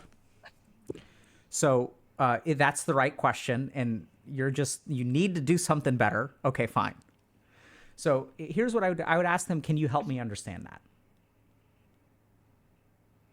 So when they say like, Ish, I think you're an amazing human. Let's try. Okay. Ish, I think you're an amazing human being. Can you help me understand that? Yeah, absolutely. So like, I think that you've got a lot of advantages, and I think you've had a lot of hardships. And I think the fact that you're still on this earth is like, I can understand why that person wanted to be your friend and was inspired by you.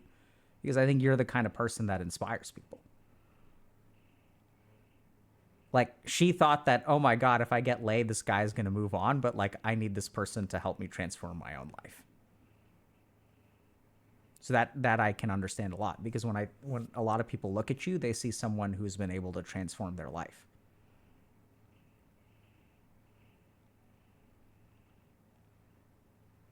How's that?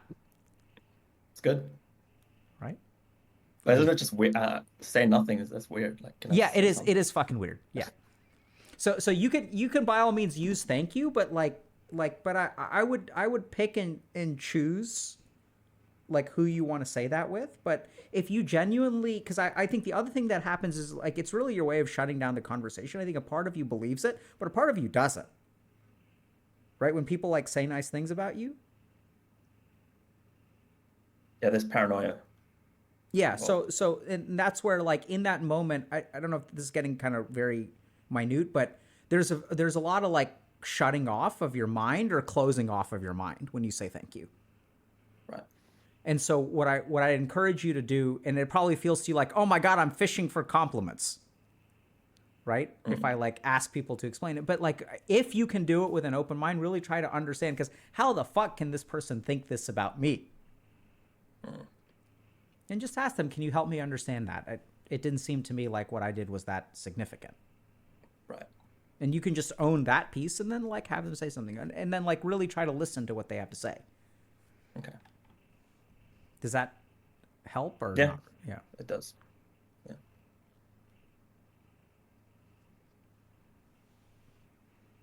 Now what? I don't know. I'm mind blank. Okay. That's usually a good sign. Do you have other questions or thoughts? I mean, I got a million questions, but like I think I just don't need to. I've learned that knowing things is overrated, so I don't want to know anything. I don't want to do anything anymore. Just cuddle my cat and just do Good. nothing. I think that sounds fantastic. So that, I mean, I hope you're not pretending to be what we want you to be, but I think that's a prime example of exactly what we're talking about. you've got a million questions, but you're not going to ask a single one because just be, right? Go cuddle your cat and like, I don't know what you're going to do for the rest of the day, but like go do something for you. Like exist and live and feel. Yeah, I'm going to like an acting class, something that I've always wanted to do. I'm really excited for that, and I'm just doing this for myself. And yeah, there's gonna Beautiful. be other people there, so I hear you. There are going to be other people there. Nice. there's gonna be other people there, and maybe I'm like I get to perform in like an intentional way. I get to maybe I've been acting my whole life. Why not do it intentionally? Yeah. Go and have a good time. Yes. Okay. Okay. Listen, Ish, thank you very much from our Thank you. perspective. I really appreciate you posting. I don't know. I actually took, so this was kind of a funny story, but my team reached out to you separately from me. Right. And so I didn't know that they reached out to you, but I saw your post and I DM'd you real quick. I don't know if Okay. if you responded back, I don't know if I'm going to see that, but I think, you're deserving of help, dude, and you're going to get it. Like, you don't have to do it all yourself. Like, life is a multiplayer game, my dude. And good luck to you. And thank you for Thank you. coming on and being vulnerable and honest and sharing. I'm really happy to hear that you found a therapist that you're really working with. I think that eases my mind a lot. And I think that things are going to get easier for you pretty soon, is my honest hope and also belief. So take care, Thank my you. dude. Will do. Cheers. Adios. See you. Let me, how do I click this? Oh, okay, chat. So, thoughts? Questions?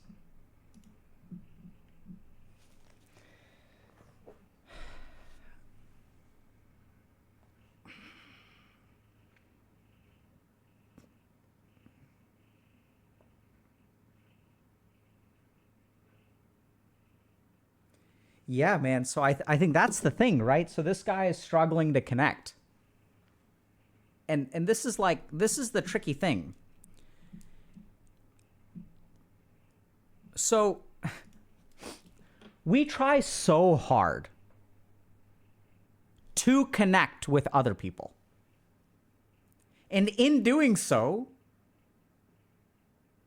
we fail to connect with them. Because the harder that you try to connect to someone, the harder it actually becomes to connect. And so this is like what's so weird, right? Is like Ish comes on today and he's like, yeah, I have a lot of stuff to be proud of. And I've learned, and we can see, right? Like in his answers, I think his answers were pretty honest. He's like, sometimes he's worked so hard. He's like carved out positivity from like stone. Like it wasn't like cutting through paper. It was like he had to carve out each one of those answers. And he comes on here and he's like, yeah, I'm kind of like, I mean, I hope he wasn't BSing us too much because he's probably good enough to BS us if he wanted to. But I didn't get that. And if you really pay attention, I think one good thing to watch in this interview is, so one thing that we, in terms of communication training, is micro expressions.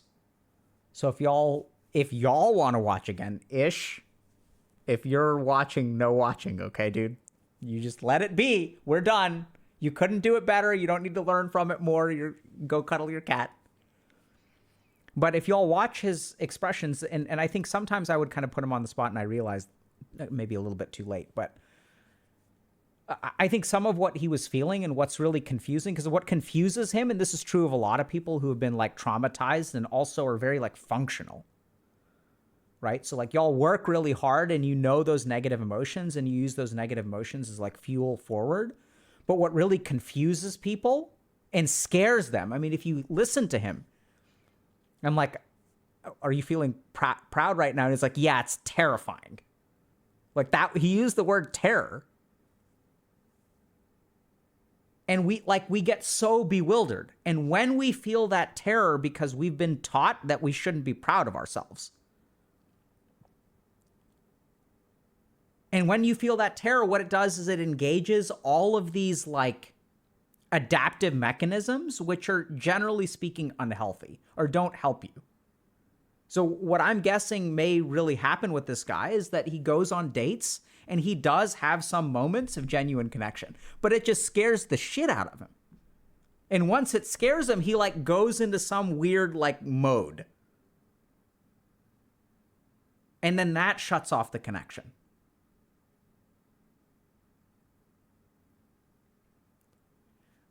So Iris Unknown is saying, Dr. K, I have diagnosed BPD and I was noticing BPD traits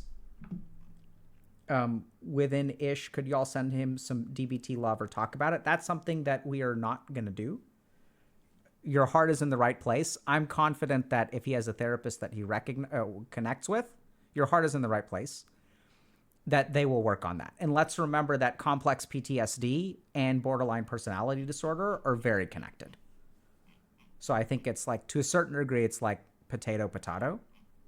But your heart is in the right place, and I think that that's challenging. But this is good.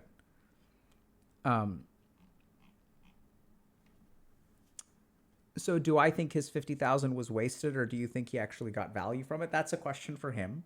I think the interview took a turn, which it usually does, which is okay. But my sense is that he got some value from all the stuff that he's done. But I think the tricky thing is like, there's even like, so this is what's hard is there's like a sequence of like self-improvement. There's like a formula for this. So first it's fix stuff on the outside. When you fix stuff on the outside, you'll discover that this doesn't work. Then you fix stuff on the inside and you work on that for a while and you'll actually discover that that doesn't work either. Then what you have to do, the final tier is actually like pure transcendence when you're like, actually, nothing needs to be fixed and I'm fine the way that I am. And then if you think about it for a second, if you are actually fine the way that you are, then you are blissful. This is what enlightenment truly is. Like, and it's not that complicated. It's like, oh my God, I have to fix all this stuff. I have to fix all this stuff. When you actually let go of that and you're like, actually, this is okay. That's when you're blissful. Right? Think about the times in your life where you haven't needed to fix anything. How did you feel?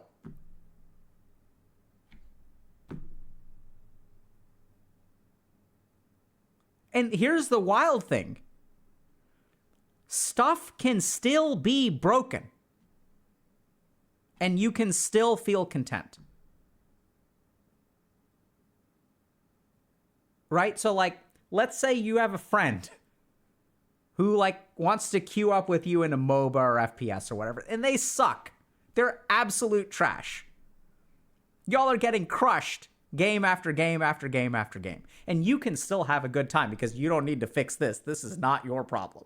This is just a consequence of the situation. Now, if you start malding because y'all are losing games because you've got a noob on your team, then we understand that that is the opposite of enlightenment. That is attachment. Right? And so now here's the other subtle thing, but you're like, oh, but Dr. K, if you never need to fix anything, does that mean that your life gets broken? Absolutely not. Things can be broken and you don't need to fix it. That's what leads to detachment. Things can be broken and you can fix it. But what leads to suffering is the need to fix it. Do y'all understand that? So you can say, hey, this thing is broken, let me fix it. But if you need to fix it, then you're screwed. Does that make sense? This is very important. Right? So let's say that like a kid comes to you and says, oh my God, my little doll is like, it's wet. Oh my God, I dropped the doll in the toilet and it's wet. And now the doll is wet and it's ruined. You can see that problem. You can fix the problem. You're like, okay, let's wash the doll. Let's put the doll out in the sun and the problem is fixed. You can fix problems without being attached to them. It is the need to be fixed that is the problem. This just sounds like propaganda for inaction using half-truths. Very astute comment. It sounds like propaganda. And this is why I'm adding this last point. It is not propaganda for inaction. It is freedom to act the way that you want and not be controlled by what you need to do. You can, and this is exactly my point. There's the need to fix something. There is whether things are broken, and then there is fixing them. These are three completely different things. And you can still do these two without having this one.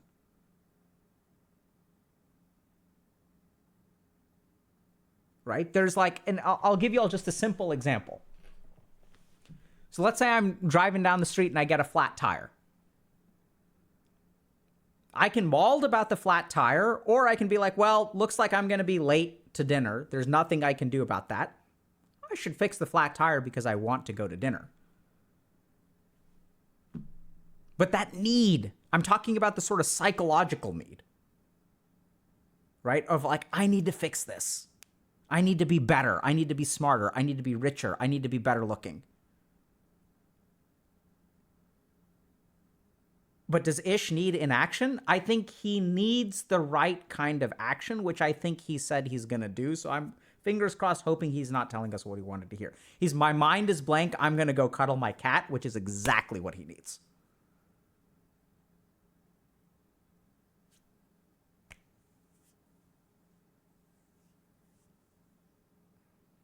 But you can change the tire anyway. That is my point. And so we probably have a YouTube video coming out about this in the next couple of days, maybe even tomorrow. I strongly recommend y'all check out that video. Because it talks about, this is the thing, is when DHL PLZ or whoever that person was, very astute comment. It's like, this sounds like propaganda for inaction. So we have a YouTube video coming out about the difference between detachment and apathy. They're two very different things. It's coming out either tomorrow or Monday. I forget. Maybe Tuesday or something.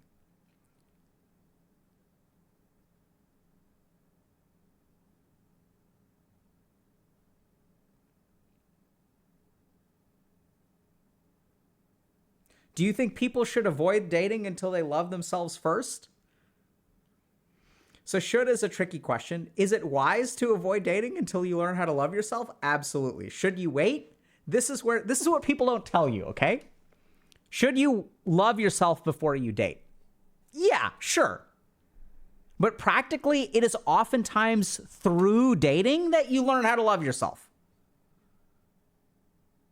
And that may sound really bizarre because I'm out here dating and I hate myself more every day. What are you talking about? But this is the scam, dude. Other people will traumatize and bust us. And somewhere along the way, we heard from other people that you have to fix yourself.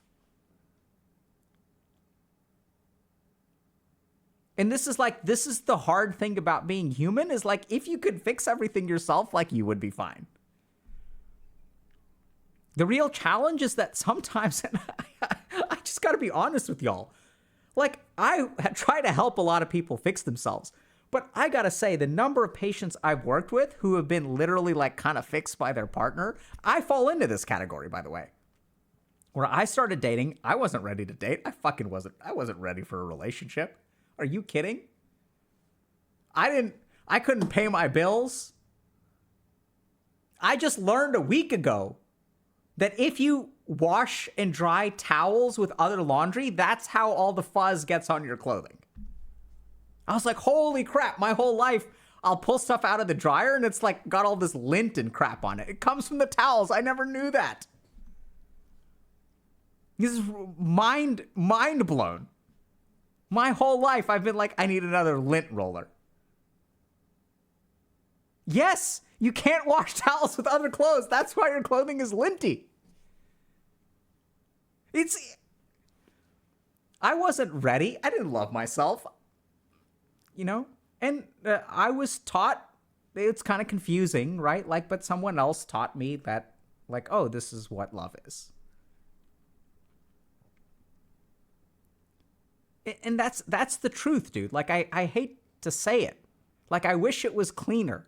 And then everyone's like, wait, so I'm supposed to go out there and just like roll the dice and RNG someone will like love me and teach me love? I'm not saying it's a great strategy. I'm saying it's what's worked for people before. So one thing that I do believe is that you should be careful about waiting to be ready before you do something. Because waiting to be ready is like the ultimate scam of the procrastinating mind. Where it's like, oh, we'll do it when we're ready. We'll do it when we're ready. We'll do it when we're ready. And you procrastinate and you procrastinate and you procrastinate. So I do think y'all should, consider dating even if you're not ready. But also, I think the real mistake is trying to fix things through dating. That's where, like, you should work on yourself and open yourself up to other people helping you.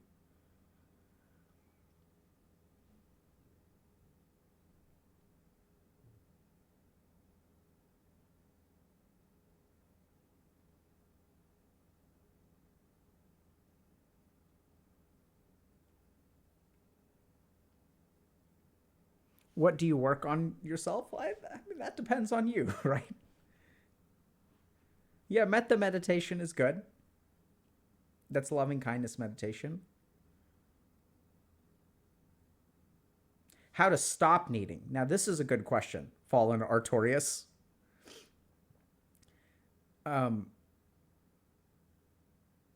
So this is where I think stop needing is not the right goal, IMO. This is what we want, right? Because needing something and not getting it is harmful. So I think the right thing is to be able to tolerate an unmet need.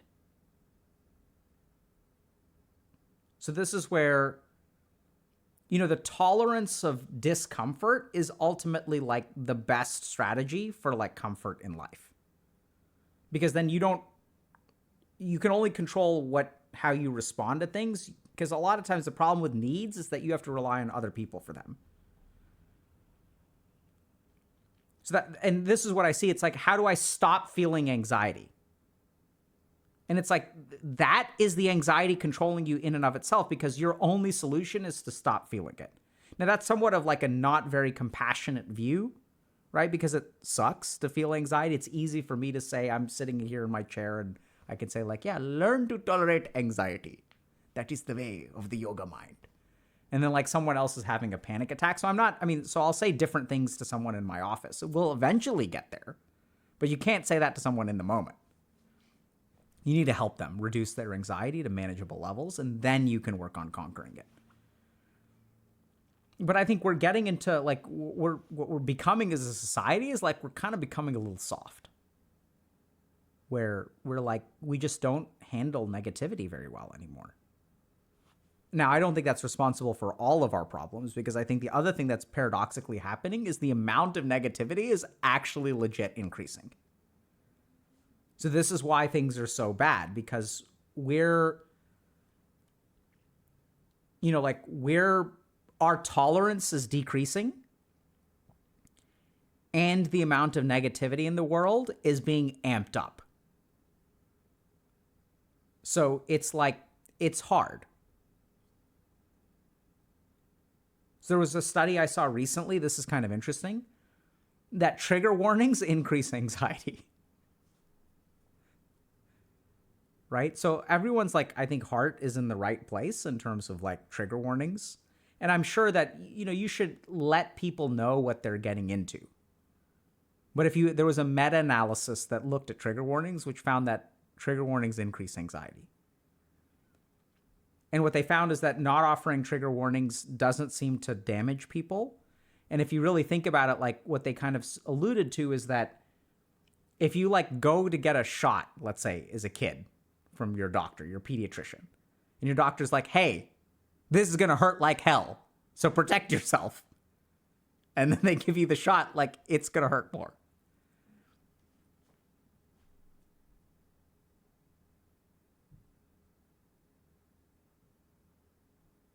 Yeah, so when people are saying, what about PTSD? So I think if you have, I'm not saying that. So this is what's interesting about the research is we're still kind of like learning about this. So there may be other aspects to it. So I don't think it is a good idea to go around traumatizing yourself by exposing yourself to triggers willy-nilly. At the same time, there is actually a treatment an evidence-based treatment for PTSD called exposure therapy. We heard Ish talk about it, right? Is gradually exposing yourself to things, which is what we actually do. And we use this not only in psychiatry, like we also use it in, for example, allergy shots. It's the mechanism of action through which allergy shots desensitize the body. So we know that desensitization requires repeated exposure. It can work for things like allergies, which if you think about it, like what is a trigger? A trigger is like an allergy of the mind, right? It's a hyperreaction. So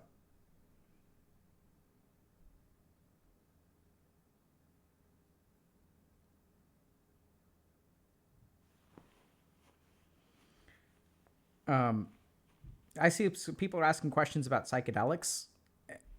That's something you should definitely talk to a medical professional about, especially if they induce PTSD. And this is what's wild, is that some psychedelics in trials have been found to be beneficial for PTSD, but I have actually worked with a lot of people who have had PTSD from psychedelics. So I think it's like psychedelics is just playing with fire.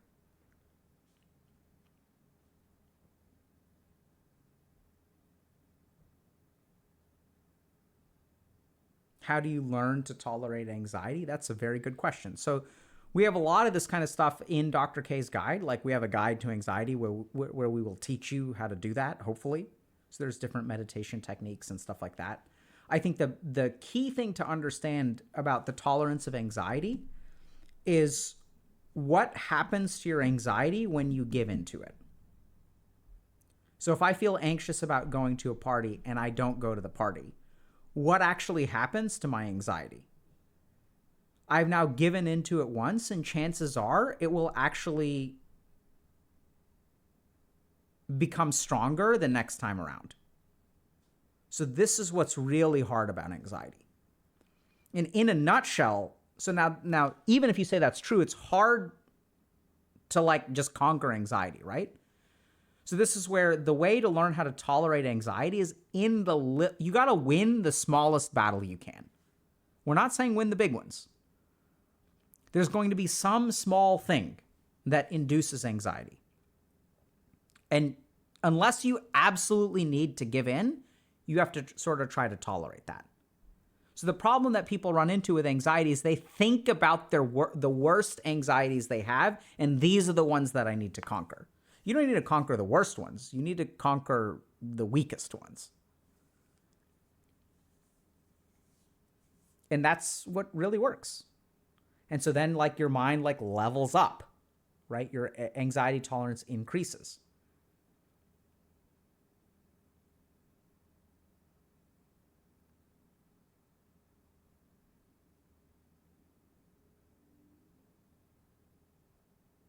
Yeah, so can I'm going to do some research on tolerance to negativity. Jubinet says, once you conquer the weakest, you can go to the harder ones. What a good question. So here's the wild thing. Actually, no. Because once you conquer the weakest ones, what you have next is a new weakest one. You don't go up, they move down. So all you do is just keep conquering the weakest anxieties, and you will conquer the hardest one.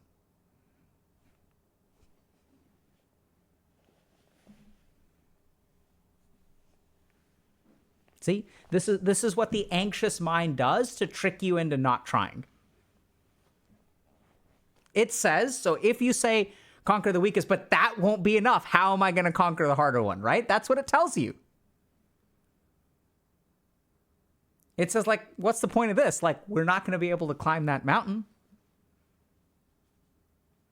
And then you don't conquer a single one. Because conquering the weakest one, how does that help? So let me ask you, chat. How does taking the first step help you climb a mountain? What do you have to do after you take one step? Literally, how do you climb a mountain? Does one step do anything?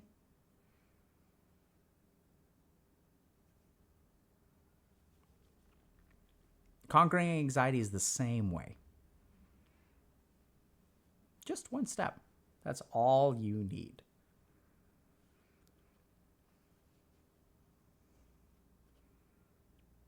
Yeah.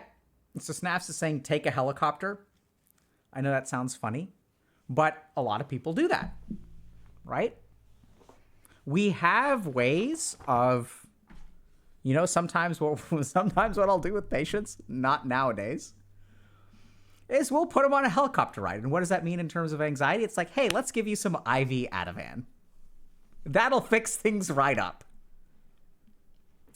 Benzos, baby. Well done, Matty Booba. Not just benzos, IV benzos. But there are some times when people need a helicopter.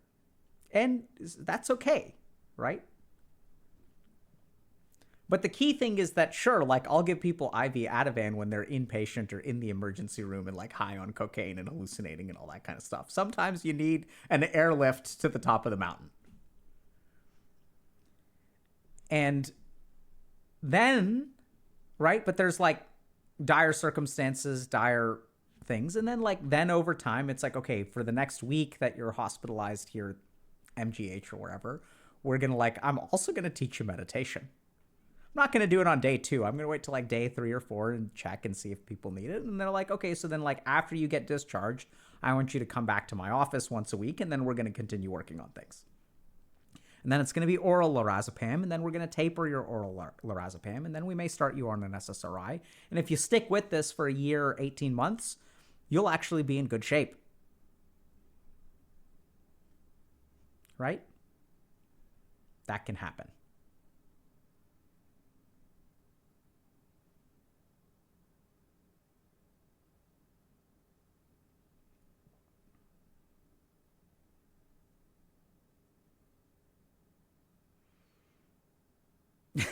Congrats on conquering your fear. Now we skydive. For Watashi no Tomodachi is saying I'm scared of meds. You should be. Meds are scary things.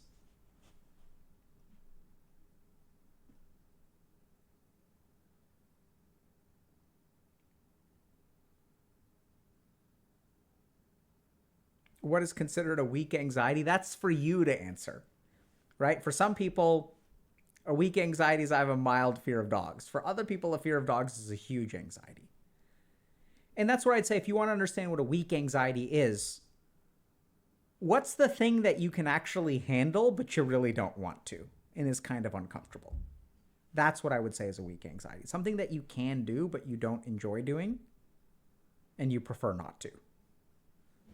And you keep doing that until you're good at it. Is it okay to be a loser? Sure.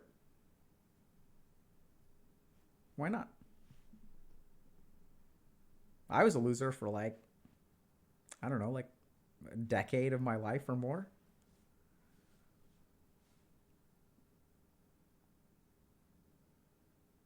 Yeah, Lawler Skates is saying living gives me anxiety. I know I detect both a joke and a kernel of truth in that. And that's where I'd say, like, I think the advice still applies, right? Not medical advice. If y'all have an anxiety disorder, go see a licensed professional. But seriously, like, just live in small segments, right? So live a little bit today, live a little bit more tomorrow, and like that's how you do it.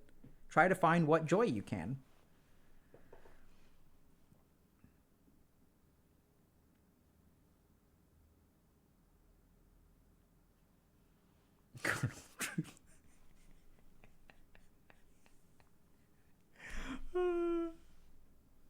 That's too funny.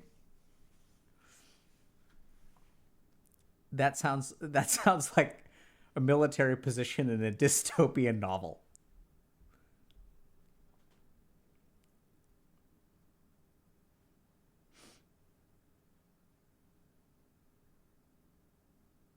Okay, how do you live a little today? Let's meditate. Let's find out. So I'm going to teach y'all how to live a little bit today. We're going to integrate a couple of things that we learned today. So this is going to be a meditation about how to live a little bit today and how to tolerate anxiety. Okay? So this is what we're going to do. I want y'all to pick a position in which your back is straight and neck is straight. And what we're going to do is close our eyes and meditate. So when y'all are ready, so assume the position. You're in bed is fine. Your back needs to be straight. Neck needs to be straight. That's the important thing. You can do it laying down. Pick a position, okay? Okay, go pee and go eat if you need to.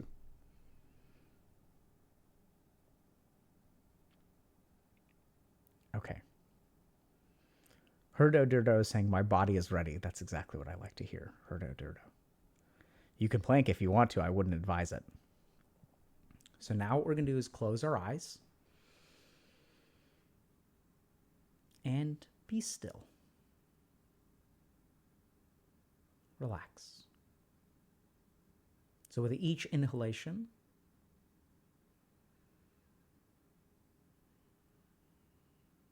you notice your body kind of rise up a little bit. And with each exhalation, relax. And now what I want you to do is be still. Don't move.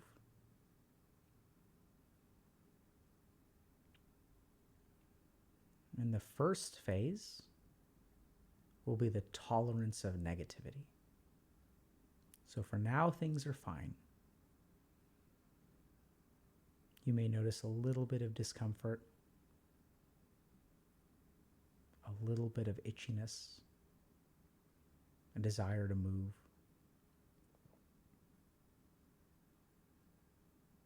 And breathe through that.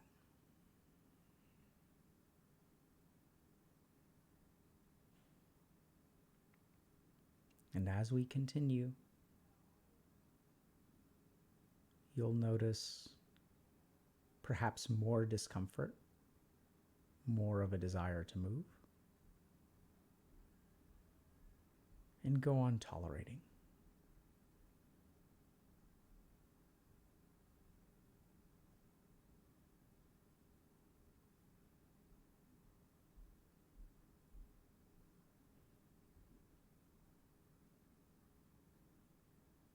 And we'll do this for about 3 minutes, 4 minutes, 5 minutes. No movement.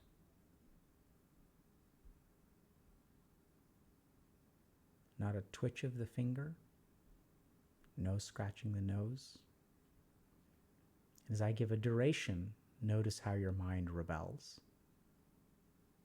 Oh my God. 3 minutes, 5 minutes, that's too much.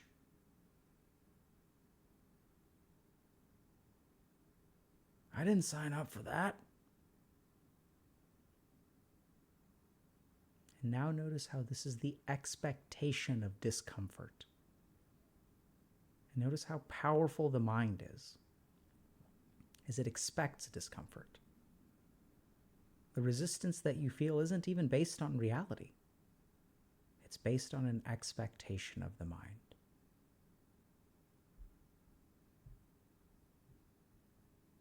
And notice now how powerful it is. How your whole life is controlled by the hypotheses of the mind. What will they think? What will they say? What will they do? What will I do? How will I be able to handle it?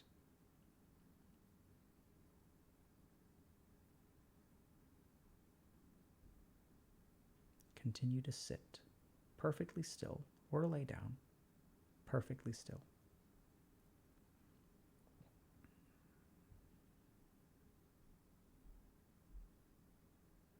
Don't move a muscle.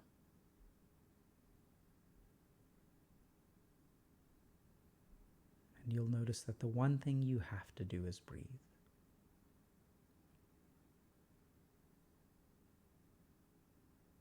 And as the sensations from your body become more powerful, as your mind protests more,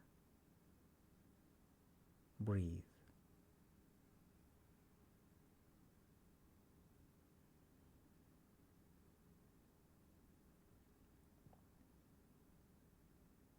Inhale and exhale.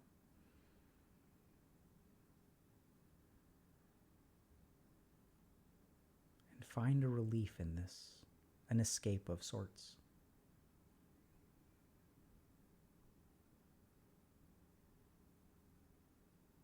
And now your mind may be saying, this is taking too long. I have things to do. Marr. Notice how the mind now uses a different tactic to deviate you away from this.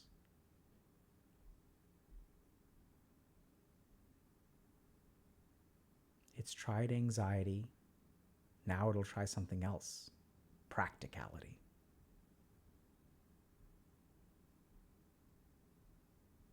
But notice what's driving the mind. A desire to move, be free from this.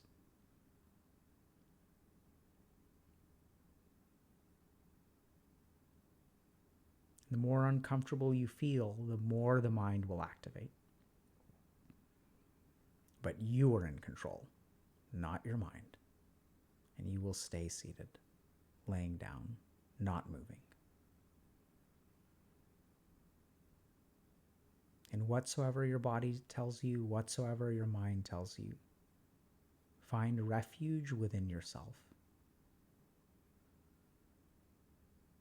Notice that the sensations will pass and that you can breathe.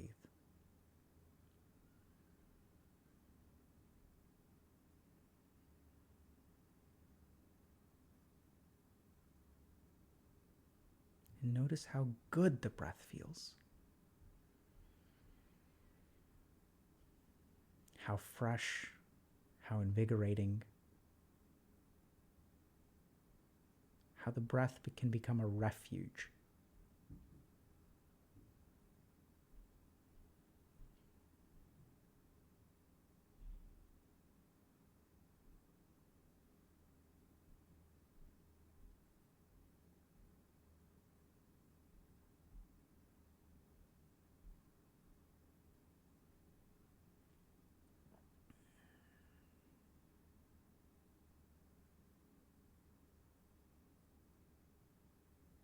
And in this moment, notice all the uncomfortable sensations, all the anxious thoughts, all the chatter of the mind. And these are like waves crashing against a fortress at the edge of the ocean. And that fortress is your breath. No matter how bad things get, focus on the breath and you'll feel relief.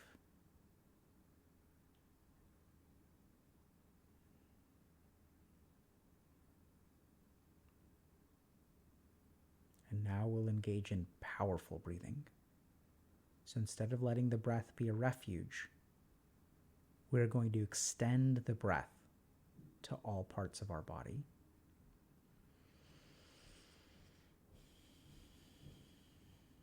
And as you take a deep breath in, let it fill you with air. And exhale.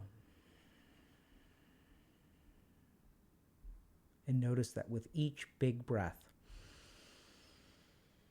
it dispels the sensations of the body. Deep and slow.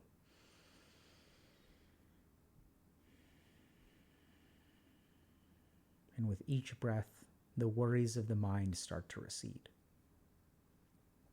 You can expand outward.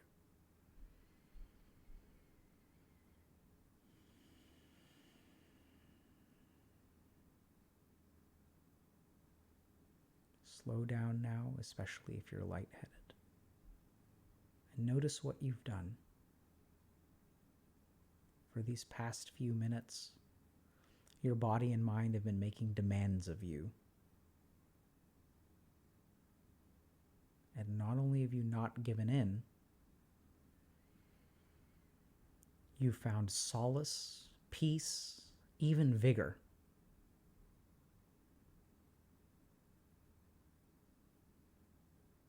This experience has been intense.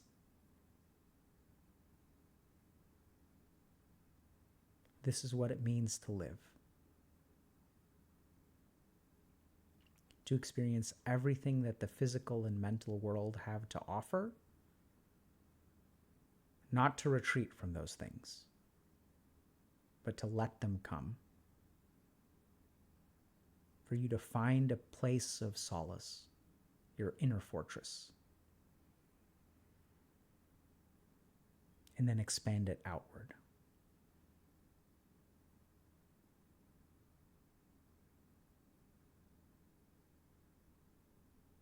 And now we're going to take 3 final breaths and end the practice.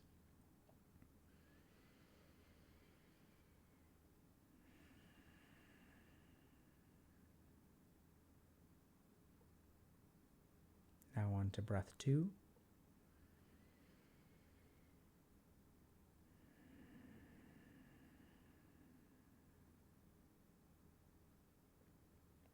And now on to breath 3.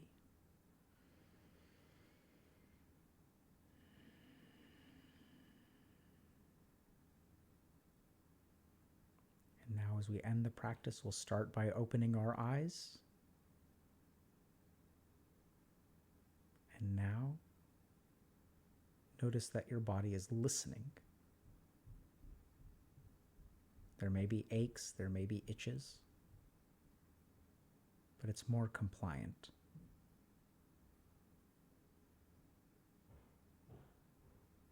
And now you can let it move.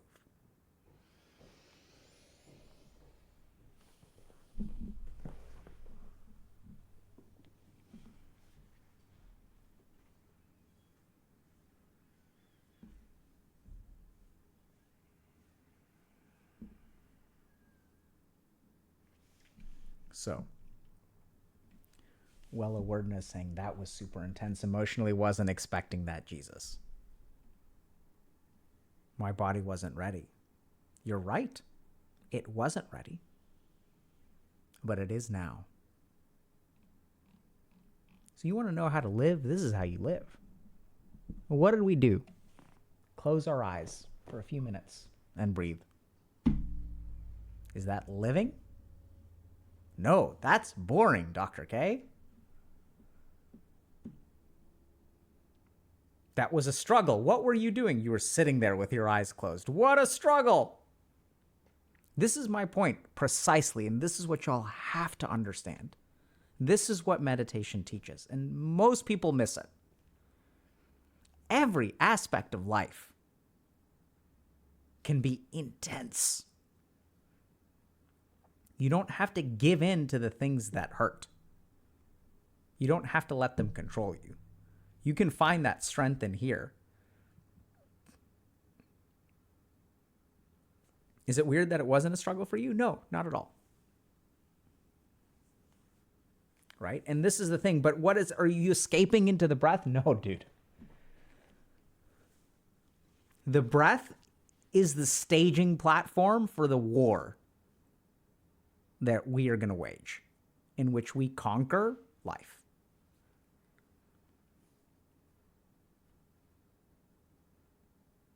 So living is about like existing. You know, some time ago I went to Iceland. And Iceland is a cool country. And they do this thing where you go into a sauna where it's really, really, really hot. Then you jump into a pool of ice cold water where it's really, really, really cold. So if you kind of think about it, like these things seem bad, right? Because most of the time we want climate control. But the thing is, like when we embrace those extremes, like when you embrace it with intentionality, like there's nothing to fear. Like there's absolutely a lot to fear when your mind is like, oh my God, don't do it, don't do it, don't do it, right? But the whole problem is that we've started letting our bodies and our minds control us. We think that because the mind believes something, it is true. We think that thoughts are facts. But this is the challenge, and the more powerful the emotions are, the more true we believe them to be. But paradoxically, the more powerful the emotions are, the less true that they can be.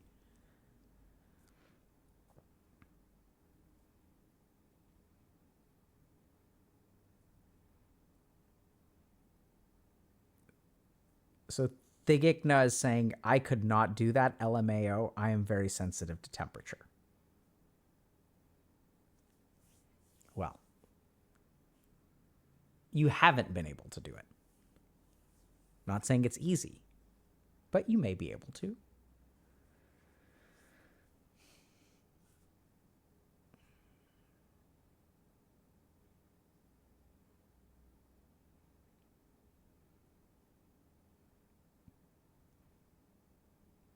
Okay.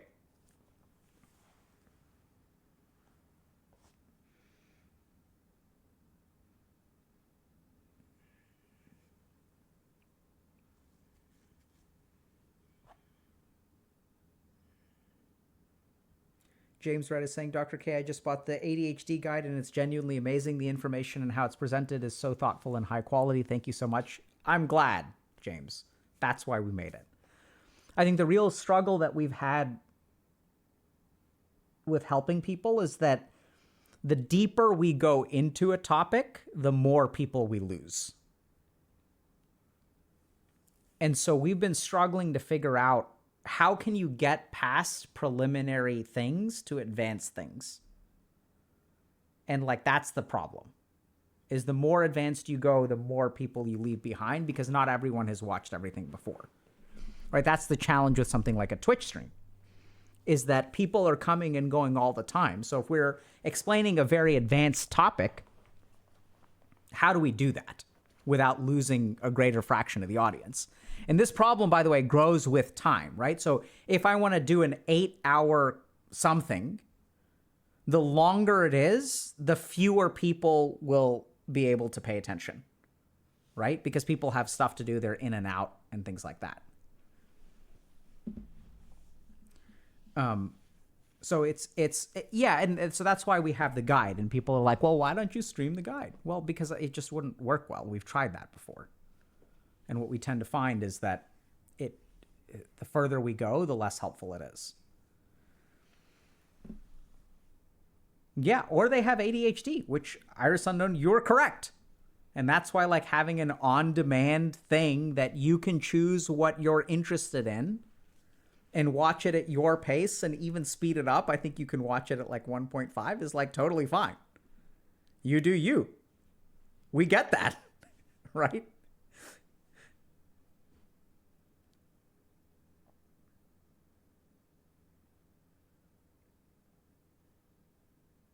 I don't know anything about ad breaks. I haven't run an ad break in like close to 2 years.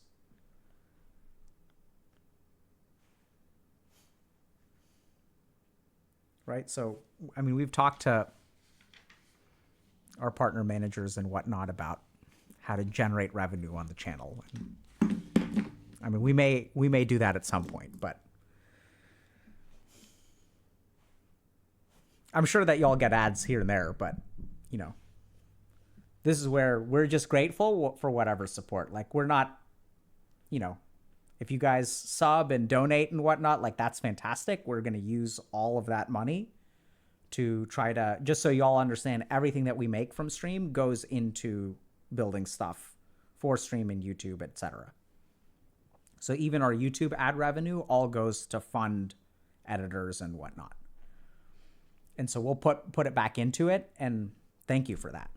And just so y'all know, when you do something like when you buy Dr. K's guide, where does that money go? That money goes to build more guides. So thank you very much, Summerstorm, for the support.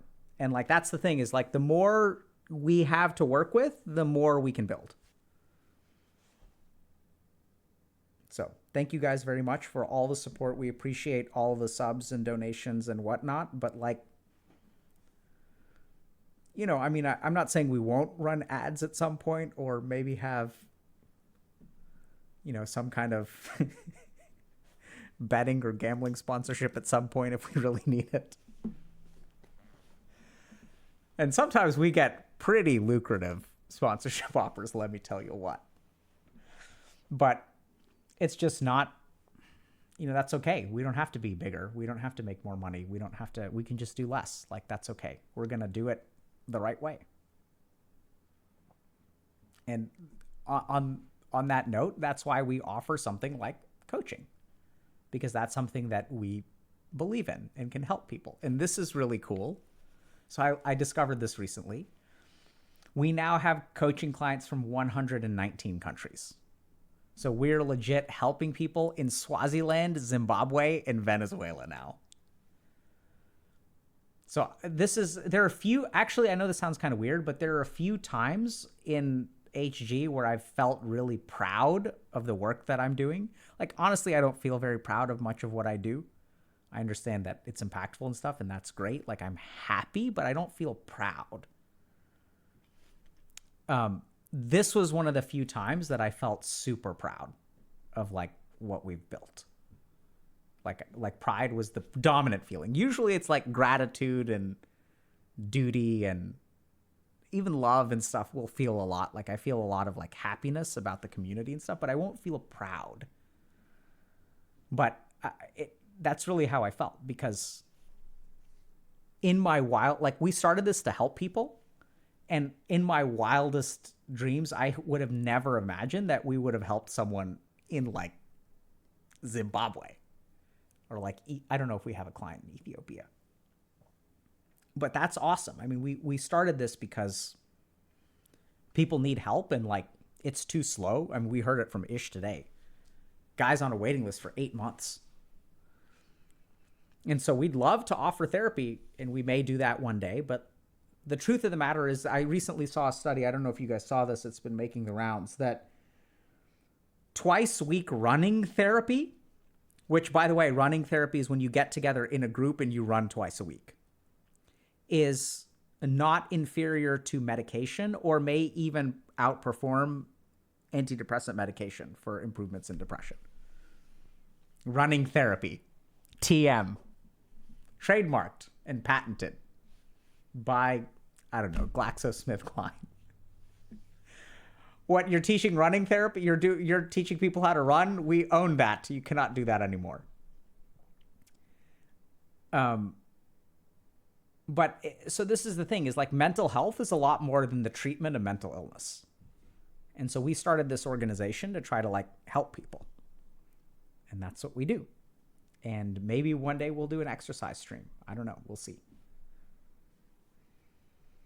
So yeah, there's a social interaction component and there's a cardiovascular component. There's probably a brain component, blood flow component. What do you think about a Dr. K's guide for careers? I think it's a good idea. This is where we do have a career coaching program. So like we have a lot of career-based expertise, and this may sound kind of weird, but why would that come first? So there are a couple reasons why we do coaching sometimes before a guide. So the first is, with coaching, we have a better support infrastructure. So I and Ethan Evans will meet with all of our career coaches to discuss their clients and help our coaches help their clients. Then what we do is we synthesize all of that data, and there may be a distillation of that at some point that we can make more available. But the career coaching is going really well. So people tend to be pretty happy, and we see some pretty big, noticeable like gains. So that's good. But absolutely, it's something that we're looking into. If y'all have like particular career, like we've done a couple of career interviews, which I think have gone really well. So if y'all have like people that, or you're a community member and you want to talk career stuff, like we can absolutely do that. Use the link to sign up for stream. Yeah. He's the Amazon guy.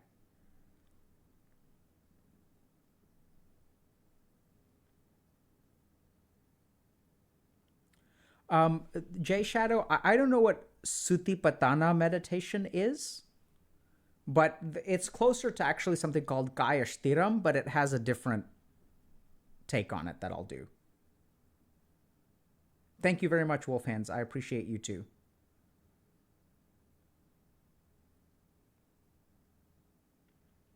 All right, Tech Teller, who are we going to raid? I can't raid anyone. So either we're going to have to shut off stream, or any plans to have a workshop in Texas? Plans? No. Dreams, aspirations, hopes? 100%. Workshop workshop with I would love to do like more in-person stuff, Chad.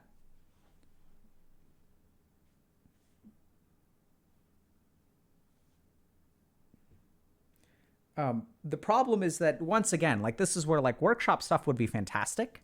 I would love it personally. I hate, or I not don't hate, but I miss IRL teaching, so I don't do a whole lot of that anymore. Occasionally, I taught like some class virtually at Berkeley like this past year, and so occasionally I'll do like teaching things here and there. I went, I'll give talks and stuff at conferences and workshops and all that good stuff, sometimes for companies.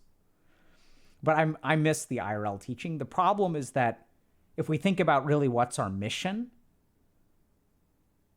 is to help people who can't get help otherwise, right? And so if we had focused on workshops, like I don't know that we'd ever been able to help someone in Zimbabwe. But would I love it? 100%. I'm there.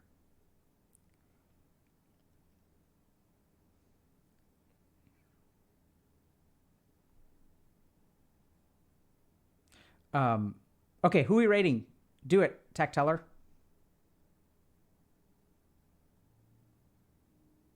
How much do you need to fund it? Fund what? A workshop? Could you ever be a guru?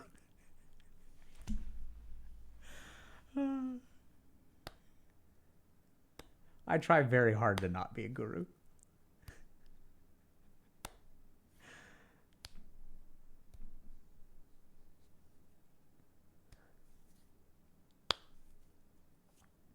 I try my level best.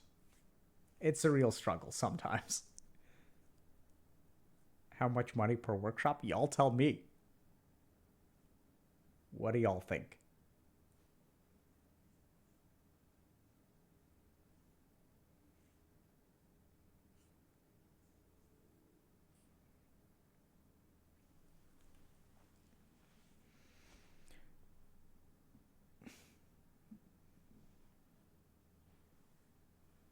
I mean, so this is where it's like simple, right? So depending on what y'all can afford, that can help us understand what resources we have available, and then we can reverse engineer, right? So our approach is not, hey, we're going to build something and try to sell it to you. Our approach is, what do y'all need and what are the resources available, and we will build it. And the truth of the matter is that part of the reason that we emphasize Twitch streaming and YouTube and stuff like that is because most people can't pay anything, especially in this economy. So then the question is, okay, so people can't pay stuff, like what do we do? Well, we're just going to build stuff, as much stuff as we can for free. Right? Which is okay. That's what YouTube is for. YouTube makes money. We make some money, I'm sure. But that's, I mean, Hanitsuki saying I can't afford anything, like that's the truth for most people. And so then what? Does that mean y'all don't get help? Absolutely not. Touch grass, right in the fields, social sandbox, YouTube videos, Twitch streaming. Right? And for those of y'all that can afford something, thank you very much. Because when we get money, we can continue to build things for people who can't afford stuff.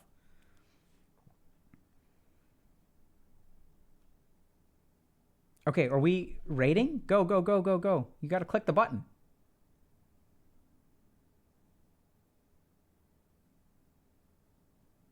Yeah.